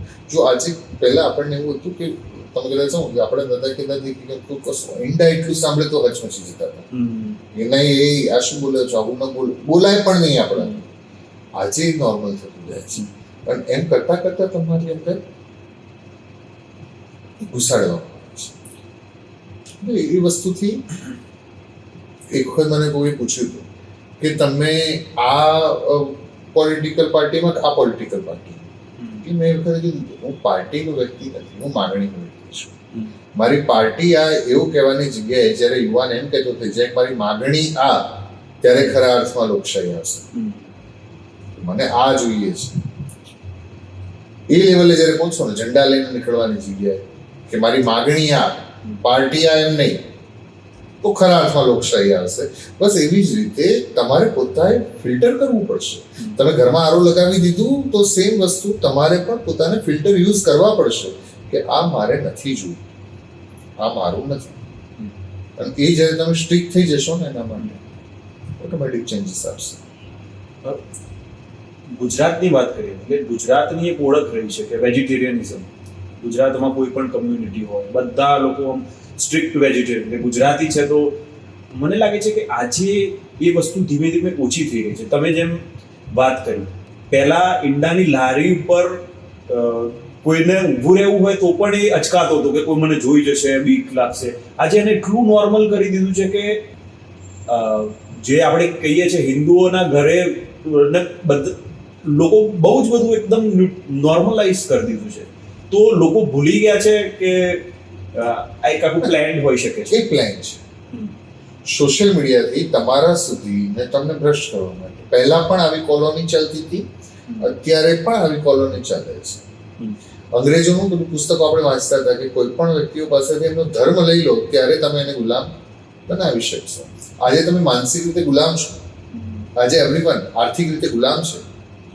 કોઈ પણ વ્યક્તિ હોય, સારામાં સારું બિઝનેસમેન પણ કે જોબ કરતો કોઈ વ્યક્તિ હોય, એ પણ આર્થિક રીતે અત્યારે ગુલામ છે. તમે તમારા રાઇટ્સ તમારી પાસે કેટલા ઓછા છે તમે જુઓ. તો તમે એક કોલોની છે અને એ કોલોની આ બધું સ્પ્રેડ કરતી હોય છે. એટલે એમ કરતાં કરતાં કારણ કે તમને પહેલાના તમને ખ્યાલ હોય તો એક ચાર્ટ આવતો હતો, તો એમાં જી ફોર જેન્ટલમેન, અને જેન્ટલમેનમાં પેલું બતાવેલું એક સૂટ પહેરેલો વ્યક્તિ હોય એ જેન્ટલમેન. એટલે એ સમય તો આપણે ત્યાં બધા સાયકલ લઈને જતા હતા, અને મોટે ભાગે કોઈ જગ્યાએ પ્રાઇવેટ નોકરી કરતા હોય અથવા તો કોઈ ફેક્ટરીમાં જતા હોય કારખાનામાં, તો એને એમ એક બાળકને જોઈને એવું લાગતું હતું કે આ મારા ફાધર જેન્ટલમેન ના કહેવાય કારણ કે સૂટ પહેરતા નથી. એક આખી માનસિકતા બદલવાની આ એક કોલોની તૈયારી હોય છે. એટલે હંમેશા એ બધી વસ્તુથી બચવું જોઈએ. સોશિયલ મીડિયામાં પણ ઘણી પછી ને પ્રક્ષેપ, પુસ્તકોમાં પણ પ્રક્ષેપ આપવામાં આવે છે, સોશિયલ મીડિયામાં પણ આ રીતના કન્ટેન્ટ તમને આપવામાં આવે કે જેથી કરીને ધીમે ધીમે કરતા વિચારધારા તમારી બદલાય. એનાથી બચવું બહુ જરૂરી છે. વાત કરીએ મારો પર્સનલ અનુભવ કે હું જ્યારે મંદિરમાં જાઉં મને એક અલગ લેવલની શાંતિ મળે છે અને અલગ લેવલના વાઇબ્રેશન આવે છે. એક એવી વસ્તુ મળે છે કે એ પછી હું ગોવાના મંદિરમાં જાઉં કે બીજા કોઈ પણ મંદિરમાં જાઓ, વર્લ્ડના કોઈ પણ મંદિરમાં, તો એ વાઇબ્રેશન કેવી રીતે ક્રિએટ થાય છે અને એ વાઇબ્રેશન આખી જિંદગીમાં તમારે અનંત એટલું કદી અંત ના થાય એ માટે શું કરવું જોઈએ? જો આપણા ધાર્મિક રીતે જે વસ્તુ છે એ બધું જ કોઈને કોઈ રીતે સાયન્ટિફિકલી એને ગોઠવવામાં આવ્યું છે. તમે કોણાર્કનું સન ટેમ્પલ જોયું હોય તો કોણાર્કના સન ટેમ્પલમાં ચક્ર છે અને ચક્રની વચ્ચે તમે આંગળી મૂકો ને એટલે અત્યારે કયો ટાઈમ ચાલે છે ને એ તમને ત્યાં જ તમારો પડછાયો, કયું ચોઘડિયું ચાલે છે, કયા હોરા ચાલે છે, કયું મુહૂર્ત ચાલે છે, એ જ જગ્યામાં તમારા પડછાયા પડે. આપણે બહુ જ વિજ્ઞાનની રીતે બહુ આગળ છીએ. કોઈ પણ મંદિરમાં તમે જુઓ તો મંદિરમાં ઘંટ વગાડવાનું કહીએ તો એમ થાય કે મંદિરનો ઘંટ વગાડે, અને પછી ઘેર પેલું લઈને આવે છે સેમ વોઇસ માટે, ફેંગશુઈની ચીજ વસ્તુ વગેરે લઈને આવે છે. એ વાઇબ્રેશન, અને દુનિયા છે ને આખી વાઇબ્રેશન ઉપર છે, એક વેવ્સ ઉપર છે. બધા જ એક વાઇબ્રેશન ઉપર ચાલે છે. આજે હું બેઠો છું તો મારા એક વાઇબ્રેશન, મારી એક વાઇબ્સ અલગ છે. તમે બેઠા છો તો તમારી વાઇબ્સ અલગ છે. તો બધા જ પોતાના એ લઈ અને ચાલે છે. એ હંમેશા રહીને એના માટે એટલું જ કરી શકાય કે એ જે દર્શન તમે કરો છો એ તમારા ચિત્તમાં, ભાગવતના બીજા સ્કંદના બીજા અધ્યાયનો 8મો શ્લોક છે કે ચિત્ત હૃદયાદ હૃદયાવકાશે પ્રાદેશ માતરમ પુરુષમ વસંતમ ચતુર્ભુજમ કંજરથાંગ શંખ ગદાધરમ ધારણયા સ્મરંતિ. તમારા હૃદયની ભીતરની અનુભૂતિ દર્શન આપણે એટલી જ કરી છે. આપણે આંખો બંધ કેમ કરી દઈએ છીએ કે જે બહાર જોઈએ છે ને અંદર પધરાવાનું છે, ભીતર પધરાવાનું છે. તો તમે જ્યારે એ રીતે દર્શન કરો ને ત્યારે તમે એ વાઇબ્સને સાથે લઈને, અને એ એક દિવસની પ્રેક્ટિસ નથી, ઘણા દિવસની પ્રેક્ટિસ છે. આ દિવસ તમારે એનો અભ્યાસ કરવો. આપણે ઘણા લોકો એવા જોયા હોય કે જે મંદિરમાં પૂજા પાઠમાં એટલો ટાઈમ નથી આપતા પણ સેવા બહુ કરે છે. કોઈ જાનવરોની હોય, ઘરડાઓની હોય, વડીલોની હોય, છોકરાઓની હોય, તો એ પોતપોતાના રીતે જે બને સેવા ભાવ રાખે છે. તો સેવાથી આપણે આધ્યાત્મિક કાં તો ભગવાનની અનુભૂતિ થઈ શકે છે. સેવાનો પ્રકાર છે તનુજા, વિતજા અને માનસી. તમે શારીરિક રીતે કોઈ શ્રમ કરી અને કોઈ પણના કલ્યાણ માટે, જરૂરી નથી કે મંદિરમાં, કોઈ પણને સારાને માટે તમે જ્યારે કર્મ કરો છો તો આકાશાત પતિતમ તોયમ યથા ગચ્છતિ સાગરમ. આકાશમાંથી વરસેલું પાણી કોઈ પણ રીતે દરિયામાં જ ભળે છે. બસ એવી જ રીતે તમે સત્કર્મ જે કર્યું એ કોઈ પણ રીતે ઈશ્વરને જ પહોંચે છે. તમે સેવા કરીને પણ એ પણ એક માર્ગ છે. એ માર્ગથી પણ તમે ઈશ્વરને મેળવી શકો છો. એમાં ક્યાંય શંકા નથી. એ માર્ગથી પણ ઈશ્વર મેળવી શકો. આજના ટાઈમમાં સંબંધોની વ્યાખ્યા લોકો બદલી દેતા હોય છે. તમને શું લાગે છે કે પતિ પત્નીનો સંબંધ, માતા પિતાનો સંબંધ, કાં તો કોઈ પણ સંબંધ માં બેલેન્સ ક્યારે હોય છે, કાં તો એક પ્રોપર આપણે કહી શકીએ કે એનું ડેફિનેશન આપણે શું આપી શકીએ કે માતા પિતાનો સંબંધ કેવો હોવો જોઈએ, કે પતિ પત્નીનો સંબંધ કેવો હોવો જોઈએ? પતિ પત્નીનો જે સંબંધ છે શ્રીમદ ભાગવતમાં ત્રીજા સ્કંદમાં એક કર્દમ અને દેવહૂતિની કથા છે.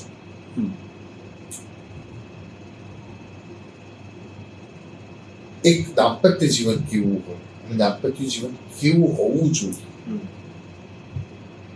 એની આપણી જે બેઝિક ફિલોસોફી છે ને એ આપણે ત્યાં જ્યારે ફેરા ફરે ને ત્યારે 4 ફેરા ફરીએ છીએ. ગુજરાતમાં 4 ફેરા હોય છે અને છે ધર્મ, અર્થ, કામ અને મોક્ષ.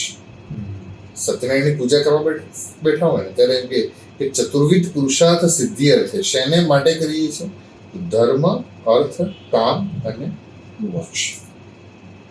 તો આ 4 પુરુષાર્થને માટે જો તમે જીવો ને, સપ્તપદીની જે 7 સોગંદ છે અને એ પહેલું પગલું અન્ન માટે, બીજું પગલું બળ માટે, ત્રીજું પગલું સુખચેન માટે, પછી સંપત્તિ માટે, પછી સંતતિ માટે.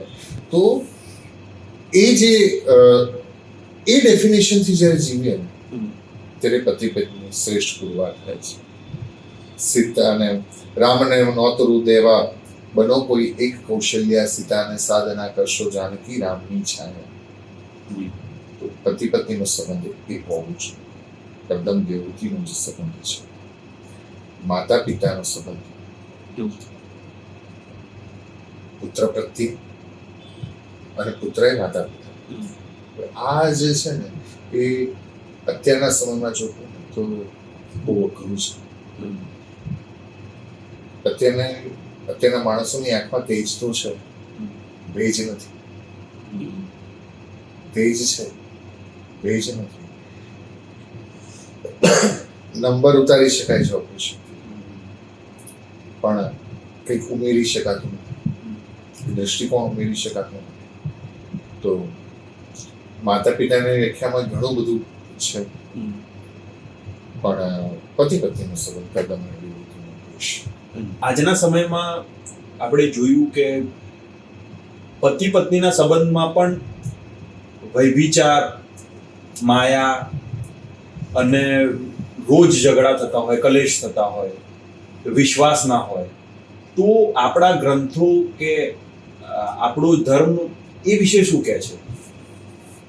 પતિ પત્નીના સંબંધમાં દેવહૂતિની વાત છે કે ઋષિ પૂછ્યું, સ્વર્ગથી વિમાન મંગાવ્યું, વિમાનમાં બંને જણા બેઠા અને પછી સ્વર્ગલોક બતાવ્યો દેવહૂતિ, પછી ત્યાંથી લઈ ગયા વિષ્ણુલોક, વૈકુંઠ બતાવ્યું, બ્રહ્મપુરી બ્રહ્માજીનું સ્થાન બતાવ્યું, કૈલાસ બતાવ્યું, પછી પાછા આવ્યા માતૃગા ક્ષેત્ર એટલે આપણું સિદ્ધપુર, જેને આપણે કહીએ સસ્તું ભાડું ને સિદ્ધપુરની જાત્રા. સિદ્ધપુર એક ક્ષેત્ર બતાવ્યું, પછી પૂછ્યું દેવી આમાંથી કઈ જગ્યાએ રહેવું છે? ઋષિનો આશ્રમ સિદ્ધપુરમાં. ઋષિનો આશ્રમ સિદ્ધપુરમાં. દેવહૂતિ મૈયાને જ્યારે પૂછ્યું ત્યારે દેવહૂતિએ કીધું કે મારે તો અહીં જ રહેવું છે, મારે માટે આપણું જે છે એ જ યોગ્ય છે. અત્યારના સમયમાં અસંતોષ બહુ મોટી વસ્તુ છે.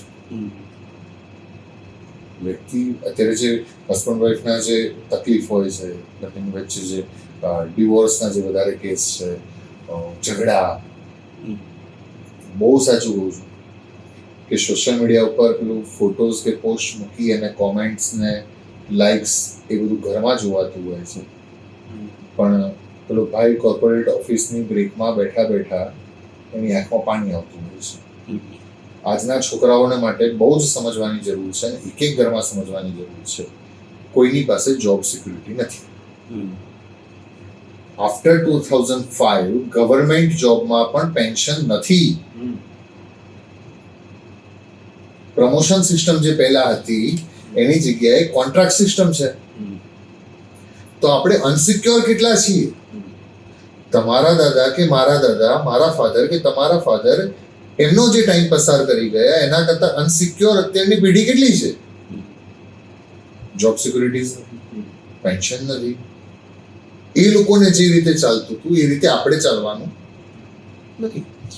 તો અત્યારના સમયમાં સૌથી વધારે શીખવાની આ જરૂર છે, સમજવાની આ જરૂર છે કે આપણે જે શો ઓફની દુનિયામાં, અને એક દિવસ મેં પહેલા પણ ભવિષ્યવાણી કરી હતી કે એક દિવસ ગવર્મેન્ટે બેનર લગાવવા પડશે આત્મહત્યાને રોકવા માટે.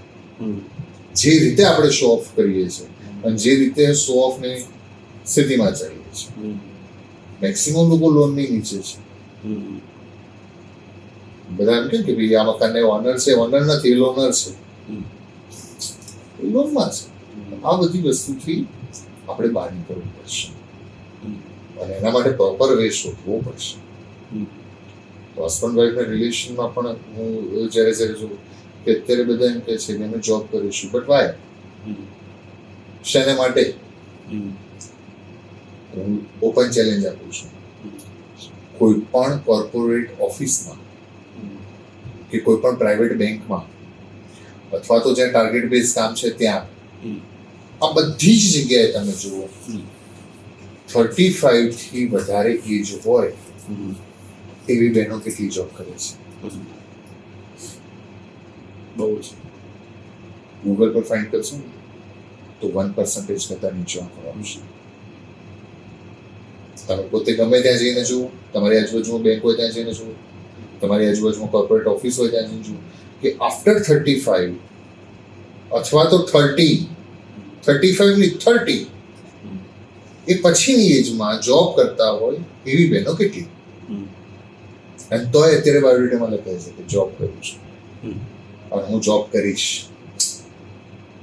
તો એને રિયાલિટીની, ગ્રાઉન્ડ રિયાલિટીની આ લોકોને ખબર નથી, અને એને કારણેથી એને સમજણમાં અન્ડરસ્ટેન્ડિંગ ક્યારેય આવતી નથી, અને એને કારણેથી મોટે ભાગે ઝઘડા. આ થોડી ગંભીર અને વિચારવા જેવી વાત છે કે પહેલાના સમયમાં માતાઓ જે બહેનો હતી એ પોતાના છોકરાઓને ધર્મ વિશે શીખવાડતા કે આ ધર્મ છે, આવું કરવાનું બેટા, આ કરવાનું, આ રોટલી નાખવાનું. આ તમને શું લાગે છે આજનું જે જનરેશન છે આ એ શું છોકરાઓ શીખવા- જ્યારે મોટા થશે ને ત્યારે એની મા પાસે કશું જ કહેવા માટે નહીં હોય, અને બહુમાં બહુ કદાચ એટલું કહી શકશે કે બેટા મેં તારા માટે થઈ તો ઇન્સ્ટાગ્રામમાં પોસ્ટ નહોતી મૂકી શકતી અથવા તો રીલ નહોતી બનાવી શકતી. એથી વધારે આ જનરેશન પાસે એના બાળકોને કહેવા માટે કશું જ નહીં, કારણ કે બીજું શું નથી, બીજું તો બધું જ છે. તો જ્યાં પોતાનામાં નથી ને ત્યાં આગળની પેઢીમાં ક્યારેય નહીં આપી શકાય, નવી જનરેશનને ક્યારેય નહીં આપી શકાય. સ્વામી રામતીર્થનું એક વાક્ય છે, એમણે પોતાની ડાયરીમાં લખ્યું હતું કે સમાજ જ્યારે સંપત્તિ માટે આંધળી દૂધ મૂકશે ત્યારે સંતતિને ખુશ. સેમ વસ્તુ અત્યારે આપણે ફેસ કરી રહ્યા છીએ કે તમે બીજી બધી વસ્તુ માટે, પણ જેને માટે છે એનું શું? એ બહુ જ ખરાબ સિચ્યુએશન એ આગળના સમયમાં આવશે, અને જે લોકો એમાંથી બચી શકે, શું ઘણી વખત છે ને આખા પૂળાનો ઢગલો હોય ને એમાં આગ લાગી હોય ને ત્યારે પાણી લેવા ન જવાય, જેટલા પૂળા ખેંચી લેવાતા હોય એટલા ખેંચીને સાઈડ પર કરી દે. તો બધું જ તો કંઈ સુધારી શકાશે એવું પોસિબલ નથી, પણ જેટલા પૂળા ખેંચી શકાય ને એટલા અમે ખેંચી લઈએ છીએ. આજની આ બિઝી લાઈફમાં ભક્તિ કરવી હોય તો એનો સાચો માર્ગ કયો છે? કબીરને કોકે આવું પૂછ્યું હતું. કબીર એમને લાઈવ એક્ઝામ્પલ બતાવ્યું છે કે એક બેન હતા અને એના માથે કડવો હતો, અને ચાલતા ચાલતા આવતા હતા અને ગીત ગાતા હતા. કડવો પડતો પણ નહોતો, છલકાતો પણ નહોતો, અને બેન ગીત પણ ગાતા હતા. એ વખતે કબીર એમ કહ્યું હતું કે જો આ કડવો માથે રાખી, કડવો સ્થિર રાખી અને ગીત ગાઈ શકાય છે, ભજન પણ ગાઈ શકાશે. વાહ. એટલે એના માટે કોઈ સ્પેશિયલ ટાઈમ કાઢવાની જરૂર નથી. તમારે જો તમે તમારી પ્યોરિટી પર ધ્યાન આપો ને તો પછી બાકી બધું જ સહજ થઈ જશે, બધું જ સહજતામાં આવી જશે. એટલે એવું નથી કે તમે 2 કલાક સ્પેશિયલ ટાઈમ કાઢીને ભગવાન માટે બેસો. પારસમણીની એક વાત હું કહું છું કે લોઢાની ડાબડીમાં પારસમણી પડ્યો છે. શબ્દ પકડજો કે લોઢાની ડાબડીમાં પારસમણી પડ્યો છે, પણ છતાં એ લોઢાની ડાબડી સોનાની ન થઈ. કેમ ન થઈ? કારણ કે પેલા પારસમણીની ઉપર ચિથરા વીટ્યા હતા, એટલે પારસમણીનો સ્પર્શ લોઢાને ન થયો, અને લોઢું ક્યારે પારસમણી બન્યો નહીં. બસ એવી જ રીતે અંદર તો પ્યોર જ છે, જો ચિથરા પેલા વિકારના તારી પર લાગી ગયા છે એટલે એટલા ચિથરા કાઢી નાખ તો પછી આત્મા સો પરમાત્મા તું એ લેવલ સુધી પહોંચી જઈશ. ખાલી ને ખાલી ચિથરા કાઢવાની જરૂર છે. તો રોજ કે 5 કલાક કે 3 કલાક તું નહીં કરી શકે તો વાંધો નથી, પણ કમસે કમ ચિથરા તો કાઢ, તો પ્યોરિટી સુધી તો પહોંચ. લોકો ધન માટે આધ્યાત્મિકતાથી દૂર જાય છે, પણ તમારા મત અનુસાર ધન અને આધ્યાત્મિકતાનો સંબંધ શું છે? મારા જનક એમ કહેવાય કે એની પાસે બધું જ સોનાનું હતું, પણ એક ઘંટ એવી રીતે લટકાવીને રાખતા હતા કે એને દોરી ન દેખાય. તો કોઈ પૂછ્યું કે કેમ આવી રીતે તમે રાખો છો? એટલે કે જ્યારે જ્યારે જોઉં ત્યારે મને એમ થાય છે કે આ મારી પર પડશે તો મારું પતન થશે. તમારી પર જે ઈશ્વરે કૃપા કરી હોય ને એવી તમારા પતનનું કારણ ન બને એનું ધ્યાન રાખવાની જરૂર છે. જે ઈશ્વરે કૃપા કરી પતનનું કારણ ન બને એ તમારા આધ્યાત્મ માર્ગમાં, તમારા ધર્મના માર્ગમાં, તમારા કર્મના માર્ગમાં એ મદદરૂપ થાય એવી રીતે જો તમે ચાલો ને તો તમે એનો શ્રેષ્ઠ ઉપયોગ કર્યો છે, અને નહીં તો તમે એનો ખોટો ઉપયોગ કર્યો છે. જો તમને અધર્મની વ્યવસ્થા છે, કોઈ છે જેની પાસે આજે 500, 1000, 1500 કે 5000 રૂપિયા વધારે છે, તો એમાંથી કોકને જમાડે છે, અને કોઈ એક છે કે જે 5000ની એક સિગાર લઈ અને વાત પૂરી કરી દે છે. તો એ તમારા થિંકિંગ ઉપર ડિપેન્ડ છે. તમે કેવી રીતે ઉપયોગ કરી રહ્યા છો, તમારો યુઝ શું છે, કેવી રીતે યુઝ કરી રહ્યા છો. હુ ડ્રાઇવ્સ હોમ્સ? તમે ગાડીને ચલાવો છો કે ગાડી તમને ચલાવે છે? તમે મોબાઈલને ચલાવો છો કે મોબાઈલ તમને ચલાવે છે? તમે બંગલા મારો છો કે બંગલો તમારા મારે છે? ડિપેન્ડ્સ ઓન તમારા થોટ્સ પર છે. લોકો એવું કહેતા હોય છે કે જીવનનું સંપૂર્ણ સત્ય મૃત્યુ છે. એના વિશે ભાગવતમાં કે પુરાણમાં અને બધી જગ્યાએ શું લખ્યું છે? માણસના જીવનને જો એક ડાયરીની કલ્પનામાં જોઈએ ને, તો પહેલું સત્ય જન્મ છે અને છેલ્લું સત્ય મૃત્યુ છે. માણસના જીવનને જો એક કેન્ડલના એની કલ્પનામાં જોઈએ ને, તો કેન્ડલમાં ધીમે ધીમે ધીમે ધીમે ધીમે ધીમે કરતા મેળ પૂરું થાય, કેન્ડલ બુજાઈ જાય. તમારા જ કર્મનો હિસાબ જ્યારે પૂરો થાય ત્યારે બુજાઈ જાય. એ મૃત્યુ છે. મૃત્યુ શાશ્વત સત્ય છે. 3 જ વસ્તુ સત્ય છે. જન્મ્યા તમે એ સત્ય છે, જન્મ છે તો મૃત્યુ છે એ સત્ય છે, અને એની વચ્ચે પરમાત્મા સત્ય છે. બાકી બધા જ પાનામાં બધું જ મિથ્યા છે. ઘણીવાર જેમ કે હિન્દુ ધર્મમાં તો લોકો અવેર હોય છે કે આ કરવાથી આ ખોટું છે, આ સાચું છે, આ સારું છે. પણ ઘણા એવા કલ્ચર છે કે ઘણી એવી જગ્યાઓ છે કે ત્યાં લોકોને ખબર જ નથી પડતી કે આ અધર્મ છે. એમને તો એમના માટે ધર્મ હોય છે. તો જ્યારે અજ્ઞાનતામાં અધર્મ કરતા હોય છે તો તમને શું લાગે છે કે તો એ પ્રમાણે કર્મ ભોગવવાનું હશે. જે પ્રમાણે જાણીને કર્મ કરો તો એનું એક અલગ મહત્વ છે, અજાણતા કરો તો એનું એક અલગ મહત્વ છે. કોમર્સના સ્ટુડન્ટ હોય તો એક દેશી નામો આપણે લખતા હતા, અને દેશી નામામાં સીધી એન્ટ્રી આવે, જેમાં ઉધાર ન હોય, ક્રેડિટ એન્ડ ડેબિટ એ નહોતું.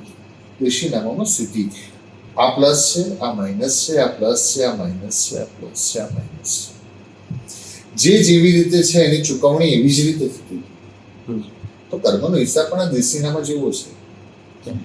આમાં ક્યાંય ડેબિટ ક્રેડિટ પ્લસ માઇનસ કરવાનું હોતું જ નથી. પ્લસમાંથી માઇનસ જાય એવું નથી હોતું. પ્લસ પણ તમારે ભોગવવાનું છે અને માઇનસ પણ ભોગવવાનું છે. જે હવાલાનો હિસાબ છે હવાલાથી ભોગવવાનું છે, અને જે હવાલા સિવાયના છે એ હવાલા સિવાયના ભોગવવાના છે. જે જાણતા કર્યું છે જાણતા ભોગવવાનું છે, અજાણતા કર્યું છે એ અજાણતા ભોગવવાનું છે. ઘણી બધી માણસ મને આવું સ્વપ્ન કેમ આવ્યું? એ તારા સ્વપ્ન પૂરતું કર્મ હતું અહીંયા પૂરું. ઘણી વખત એમ થાય કે આ કેમ મારી આગળ મોઢું ચડાવે છે અને મેં શું બગાડ્યું છે? એ કર્મનો હિસાબ છે. જે કોઈ વ્યક્તિ તમે અહીંયા એક પુત્ર તરીકે આવ્યા છો ને, કોઈના દીકરા બન્યો, તો એ તમે ચૂકવવા જ આવ્યા છો. તમે કોઈના પિતા બનીને આવ્યા છો તો પણ તમે ચૂકવવા આવ્યા છો. જેના ભાઈ બન્યા એ પણ તમે ચૂકવવા જ આવ્યા છો, અને તમે જેના પતિ બન્યા ને એ પણ તમે ચૂકવવા માટે થઈને છો. સિમ્પલ હિસાબ, તમે એન્ટ્રીઓ પૂરી કરવા માટે આવ્યા છો. ભગવાન શ્રી કૃષ્ણ જીવનને બહુ રમણીક લીલા તરીકે જોતા હતા, તો એના વિશે તમે શું કહેવા માંગો છો? કૃષ્ણ છે ને એ ઉપરથી, મેં જેમ હમણાં કહ્યું ને કે ભાઈ ચેસ રમતા હોય તો ઉપરથી, તો કૃષ્ણ દરેક લીલાને ઉપરથી જોઈ શકે છે, એક હાઈટથી જોઈ શકે છે. કૃષ્ણની પાસે વિઝન છે. ભગવાને છે ને અર્જુનને દર્શન નહોતા આપ્યા, એમ કહ્યું છે દિવ્યમ દદામી તે ચક્ષુ. તો ભગવાને દ્રષ્ટિ કોણ આપ્યો છે? અને એક વાક્ય છે અંગ્રેજીમાં કે problem is not problem, problem is your attitude about the problem.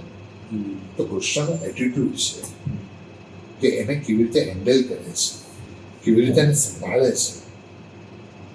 તો કૃષ્ણની લીલાના રૂપમાં કે પોતે છે બધું જ કરે છે પણ એમાં કંઈ ઇન્વોલ્વમેન્ટ નથી. એટલા માટે કૃષ્ણને એને લીલા કહીએ છીએ.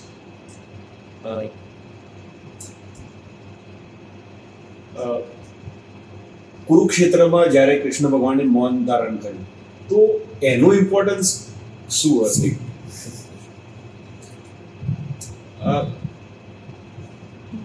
આપણા ધર્મમાં અહિંસા પરમો ધર્મ મનાય છે અને મહાભારત છે યુદ્ધની ઘટના. તો ધર્મ કોને કહેવાય? જો ધર્મના પ્રકાર છે. રામના સમયમાં ધર્મયુગ હતો અને કૃષ્ણના સમયમાં યુગ ધર્મ છે. ત્યાં ધર્મ પ્રમાણે સમય ચાલતો હતો ને અહીંયા સમય પ્રમાણે ધર્મ ચાલે છે. આ બંને ફરક છે. અહિંસા પરમો ધર્મ એ કોઈએ આપેલું વાક્ય છે. પછી એના પછી સ્વામી સચ્ચિદાનંદે આપ્યું વીરતા પરમો ધર્મ, અહિંસા પરમો ધર્મની સામે ન. તો એવું નથી. સંપૂર્ણ અહિંસા શક્ય નથી. સંપૂર્ણ અહિંસા શક્ય પણ જે ખોટું કરે છે એને હણવો, એને રોકવો એ જરૂરી છે. એ મહાભારતનો સંદેશ છે. જેવી રીતે શક્ય હોય એવી રીતે ધર્મને બચાવવું, જેવી રીતે શક્ય છે, જે સમયે જેવી રીતે શક્ય છે એવી રીતે ધર્મને બચાવવું એ જરૂરી છે. એટલે દરેક સમયે તમે બેસી શકાતું નથી. જો હમીરજી બેઠા હોત કે હું અહિંસા પરમો ધર્મ, તો આજે સોમનાથ મંદિર આપણી પાસે ન હોત. તો એવું શક્ય ન બને. એટલે જે સમયે જે રીતે જરૂર છે ધર્મની રક્ષા માટે સત્ય અને ન્યાય માટે લડવું આજના સમયમાં આજના સમયમાં કેટલું યોગ્ય? સત્ય માટે સત્ય એ છે કે એના માટે લડવું નહીં પડે. સત્ય એ છે કે શાશ્વતતા જે સૂચવે ને એ જ સત્ય છે. નૈતિકતાની આપણા જીવનમાં બહુ જરૂર છે અને સત્યની પણ જરૂર છે. તો સત્ય માટે નથી લડતા, સત્ય આપણી રક્ષા કરે ને એટલા માટે પડે છે. બંનેમાં ફરક છે. સત્ય આપણી રક્ષા કરે એટલા માટે આપણે લડવું પડે છે. આજના યુગમાં આપણે ધર્મ અને અધર્મ વચ્ચેનો ભેદ કરવો હોય તો કેવી રીતે કરી શકાય? જેનાથી કોઈ દુભાતું હોય એ અધર્મ છે અને જેનાથી કોઈનું પોષણ થતું હોય એ ધર્મ છે. જેનાથી કોઈને ભય થતો હોય એ અધર્મ છે અને જેનાથી અભય થવાતું હોય એ ધર્મ છે. જેમાં હિંસા હોય એ અધર્મ છે અને જેમાં સ્વીકાર હોય એ ધર્મ છે. તો એ રીતે ભેદ બહુ આસાન છે. પણ તમે મૂવી કે થિયેટર ને એવું કંઈ જોવો છો, એમાં ઇન્ટરેસ્ટ ખરો? હા, હું પહેલા બહુ બધા જોતો હતો. અત્યારે સમય ઓછો મળે પણ ઘણી વખત કેવું થાય કે બધાને મારું જે એજ ગ્રુપ હોય એ એજ ગ્રુપને માટે થઈને એ લોકોને સમજાવી રીતે ક્યારેક મૂવીઝના પણ એક્ઝામ્પલ હું લઈ લેતો. જેમ કે એક મૂવી હતું પાતળી પરમાર, ઉપેન્દ્ર ત્રિવેદી અને સ્નેહલતા નાયક નાયિકા. ને તમે જોયેલું છે મૂવી? એટલે મેં એના થોડા વિઝ્યુઅલ્સ જોયા છે, આખું મૂવી યાદ નથી. એટલે એમાં સ્ટોરી એવી હતી કે ઉપેન્દ્ર ત્રિવેદી લડીને આવે છે અને એ નાયિકાને જોતા નથી. એનું નામ હતું પાતળી અને પછી પૂછે છે કે ક્યાં છે. પછી એના ઉપરથી મેં બનાવેલું. એમાં જે સોંગ છે એ સોંગ કે માડી હું તો 12 વર્ષે આવ્યો, માડી મેં ન દીઠી મારી પાતળું પર મારે રે જાડેજીમાં મોલુમાં દીવડો સરું બને. અને એ વખતે એની મા એને એમ કહે છે કે બેટા એ દળાવવા માટે ગઈ હશે. દીકરા હેઠો રે બેસીને હથિયાર છોડો રે કેલૈયા કુંવર દળના દળીને હમણાં આવશે, અથવા તો પાણીડા ભરીને હમણાં આવશે. અને પછી એ કેમ કે છે મળી હું તો બધા ઘંટીને ઘંટુડા બધા જોઈ વળ્યો, પણ મેં ન દીઠી મારી પાતળડી પરમાર. એમ કરતા કરતા એને ખબર પડી જાય છે કે એ નાયિકાનું અવસાન થઈ ગયું છે, એ મરી ગઈ છે. અને પછી એમ કે છે કે મળી એના બચકામાં રાતી એક બાંધણી, એ બાંધણી બાંધીને હું બાવો બની જાઉં કે લઈ આપું. એ જે છે ને એને મેં જિંદગીની સ્ટોરી સાથે બની લીધું છે. એટલા શું કે 12 વર્ષે વ્યક્તિ છે ને, એવરીવન પોતાના દરેક વ્યક્તિ પોતાના માટે ફાઇટ જ આપતો હોય છે. પહેલા એમ હોય કે આટલું પતે પછી આટલું પતે પછી આટલું પતે પછી, અને પાતળી એટલે બીજું કશું જ નહીં, જીવનની શાંતિ. મારી મેં ન દીઠી મારી પાતળી પરમાર. વ્યક્તિ જ્યારે છેલ્લી કક્ષાએ છેલ્લી અવસ્થાએ પહોંચે ને ત્યારે પણ એ છેલ્લી અવસ્થામાં પણ એને નથી મળતી શાંતિ. અને એ વખતે એને બધા પછી આવશે, પછી એ બહાર ગઈ છે થોડા સમય પછી જ્યારે એને ખબર પડે છે કે એ નથી રહી, એ સમય માણસના જીવનમાં પણ એવું જ થાય છે કે હું જેની શોધમાં હતો અથવા તો જેને માટે હું આ બધું કરતો હતો ને એ ખરેખર નથી, એ હવે હયાત નથી. એ વખતે એમ કહે છે કે મોલુમાં દીવડો સગ બળે. આપણે ગામડાના ઘર હોય ને, ગામડાના ઘરની બાજુમાં ગોખલા જેવું હોય કે દીવો થાય, અને દીવાની વાટ સંકોરવી પડે. એ વાટ ના સંકોરો ને તો કાળી મેસ જામે. તો એ છે, અને એ જો પાતળી હોત તો એ ના થઈ હોત. એટલે હવે હયાત નથી એ નક્કી થઈ ગયું, અને એને ખબર પડી જાય છે. તો એમ કહે છે કે માં એના બચકામાં કોરી એક બાંધણી, એટલે મારા અરમાનો અધૂરા રહી ગયા. માણસના જીવનમાં આ જ તકલીફ છે, એના અરમાનો અધૂરા રહી જાય છે. અને એ બાંધણી બાંધીને બાવો બની જાવ, અને પછી છેવટે કોઈ રસ્તો ન રહે ને એટલે વયસી ગતે કહકામ વિકાર, દુઃખદ સમય જતો રહ્યો પછી એના અરમાન અધૂરા છે, તો એ ક્યારેય પૂરા કરી શકું. મળી હું તો બાર વરસે આવ્યો, મળી મેં તો નો દીઠી મારી પાતલડી પરમાર રે. જાડેજી માં મોલુમાં દીવડો સગ પડે. પછી એમાં જે વાક્ય છે કે બેટા હેઠો રે બેસીને હથિયાર છોડો રે. દીકરા હેઠો રે બેસીને હથિયાર છોડો રે કેલૈયા કુંવર પાણીડા ભરીને હમણાં વિશે. છેલ્લે તો માણસને બધા એમ છે કે હવે તું આ છોડી દે, હવે આ બધું છોડી દે, હવે આ હથિયાર મીઠા મૂકી દે, હવે તું છોડી દે. આવી રીતે છે ઘણી વખત હવે એક્ઝામ્પલ્સ જે એજ ગ્રુપ હોય એજ ગ્રુપ માટે મેં પણ ઘણા બધા જૂના મૂવીઝ જોયેલા છે. આપણે એક કામ કરીએ, આ ફર્સ્ટ ટાઈમ હશે કે રેપિડ ફાયર વિથ સ્પિરિચ્યુઅલ ગુરુ, તો આપણે રેપિડ ફાયર રમીએ. એટલે એમાં તમે જેટલું બને એટલું તમે સ્પીડમાં જવાબ આપી શકો છો. સો ચાલુ કરીએ. Your favourite scripture, Ramayana, Mahabharata, Gita? Shrimad Bhagavad Gita.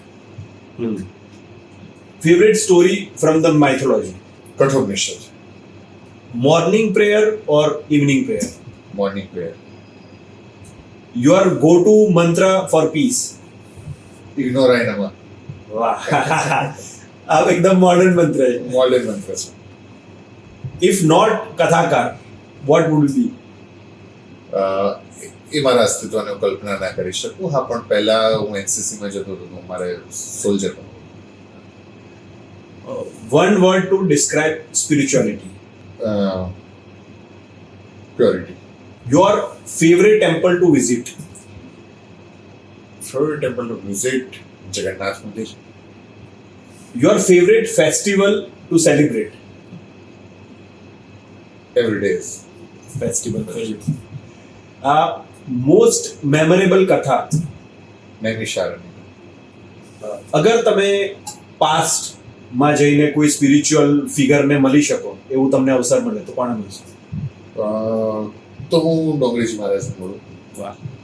આગળ કેકા શાસ્ત્રીને મળું અને પૂજ્યપાદ બ્રહ્મલી કૃષ્ણશંકર શાસ્ત્રી.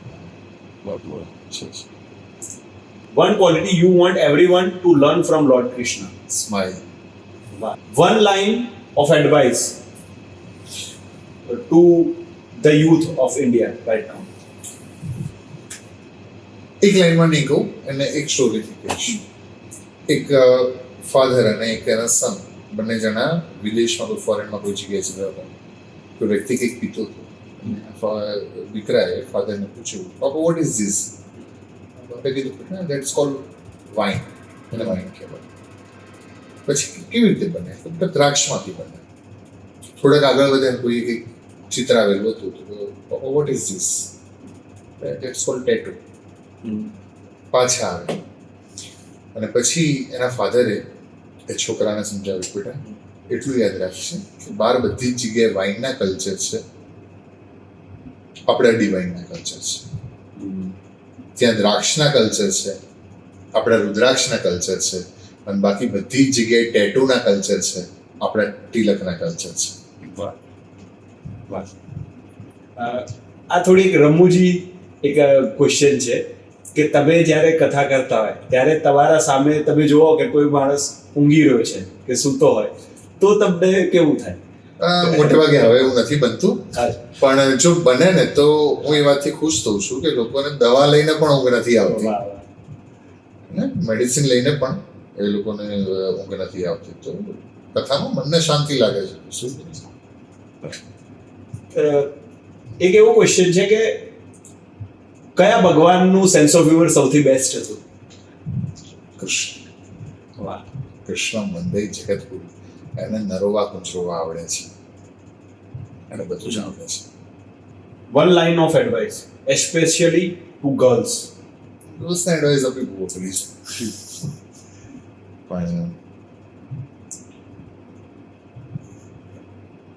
લોઢાની પર ગમે તેટલા ટીચા પડે ને એની વેલ્યુ ઓછી નથી થતી.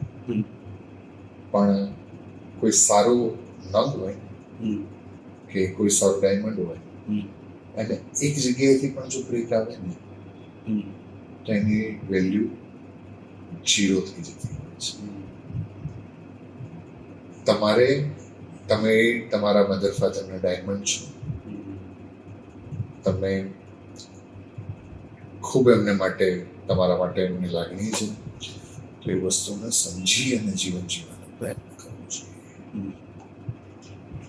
તો લોઢા જેવા તમે નથી, તમે તમારા મા બાપની આંખોના સિતારા છો. Last question. એ ક્વેશ્ચન એ છે કે આજના સમયમાં શ્રી કૃષ્ણ જેવા મેન્ટર કેટલા ઇમ્પોર્ટન્ટ છે? બહુ જ વધારે. કારણ કે પહેલાના સમયમાં જે અત્યારે છે એમાંનું કશું છે. અત્યારે ઘણું બધું છે. તો કૃષ્ણની પાસેથી, કૃષ્ણ વંદે જગતગુરુ કહીએ છે, એની પાસેથી કર્મ પણ, મતલબ ડ્યુટીઝ પણ, એની પાસેથી નૈતિકતા પણ, એની પાસેથી સ્પિરિચ્યુઅલ વસ્તુ પણ, બધું જ, અને એની પાસેથી સ્વધર્મ પણ. ધર્મની પ્રકાર સ્વધર્મ છે, સ્વધર્મ પણ શીખવાની જરૂર છે. કૃષ્ણ પાસેથી શીખવાની જરૂર છે.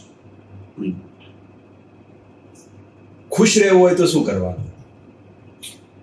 ખુશ રહેવું હોય તો સૌથી વધારે જરૂરી હોય, ઘણી વખત બધાને પૂછું કે કોને કોને ખુશ રહેવું છે, તો બધા જ હાથ ઉપર કરે.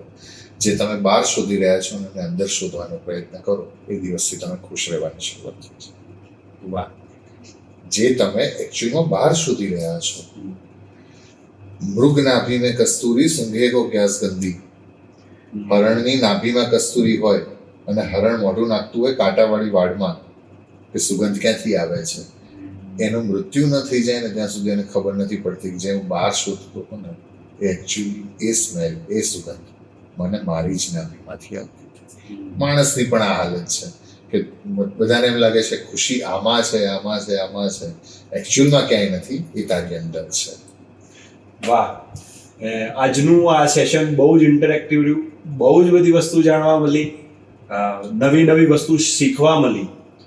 ભગવાનના પાત્રથી અને આ જે આખું ગ્રંથ ઉપદેશ જે છે એનાથી બહુ જ બધી વસ્તુ એવી શીખવા મળી કે લોકોના જીવન એમાંથી તરી શકે છે. તમે આટલો બધો સમય આપ્યો, અમારા શોમાં આવ્યા, એના માટે થેન્ક યુ. આટલા બિઝી હોવા છતાં તમે ટાઈમ કાઢ્યો. મેં જોયું હતું હમણાં વચ્ચે તમે આફ્રિકા હતા, એના પહેલાં અલગ જગ્યાએ કથા, એક આજે કથા જ થઈ ગઈ. તમે ઇન્ડિવિજ્યુઅલ, તમે મારા સાથે બેસીને આટલો જે સમય આપ્યો છે એના માટે thank you so much. Thank you so much for coming in my show. તમારો ખૂબ ખૂબ આભાર. જતા જતા અગર તમારે અમારા દર્શક મિત્રોને કંઈ કહેવું હોય તો કહી શકો છો. બસ જે કંઈ વાતો થઈ છે એમાંથી થોડું ઘણું જે તમે સ્વીકારી શકો એમ હોય એ સ્વીકારજો. અને ખાસ આ શો જે છે એને પણ તમે લાઈક, શેર અને સબસ્ક્રાઈબ કરશો. Thank you, thank you. ગુરુજીએ કહી દીધું છે એટલે હવે તમારે કરવાનું છે. Thank you so much for coming. Thank you so much. Radhe.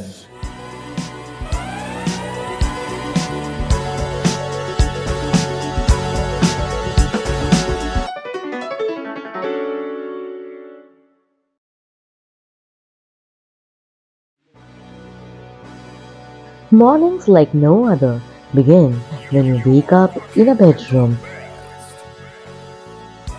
Curated just for you, with every piece handpicked from Mood of Wood. Every corner is thoughtfully crafted to create the perfect vibe.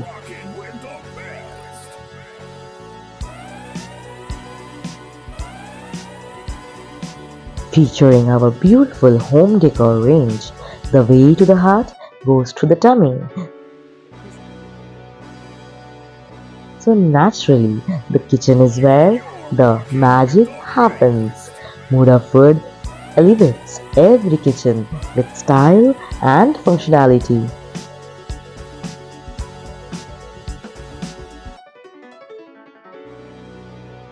Whether you're enjoying some me time on the sofa, reading, or getting dressed up, Mood of Wood embraces every aspect of your life by creating a living space designed for your best moments.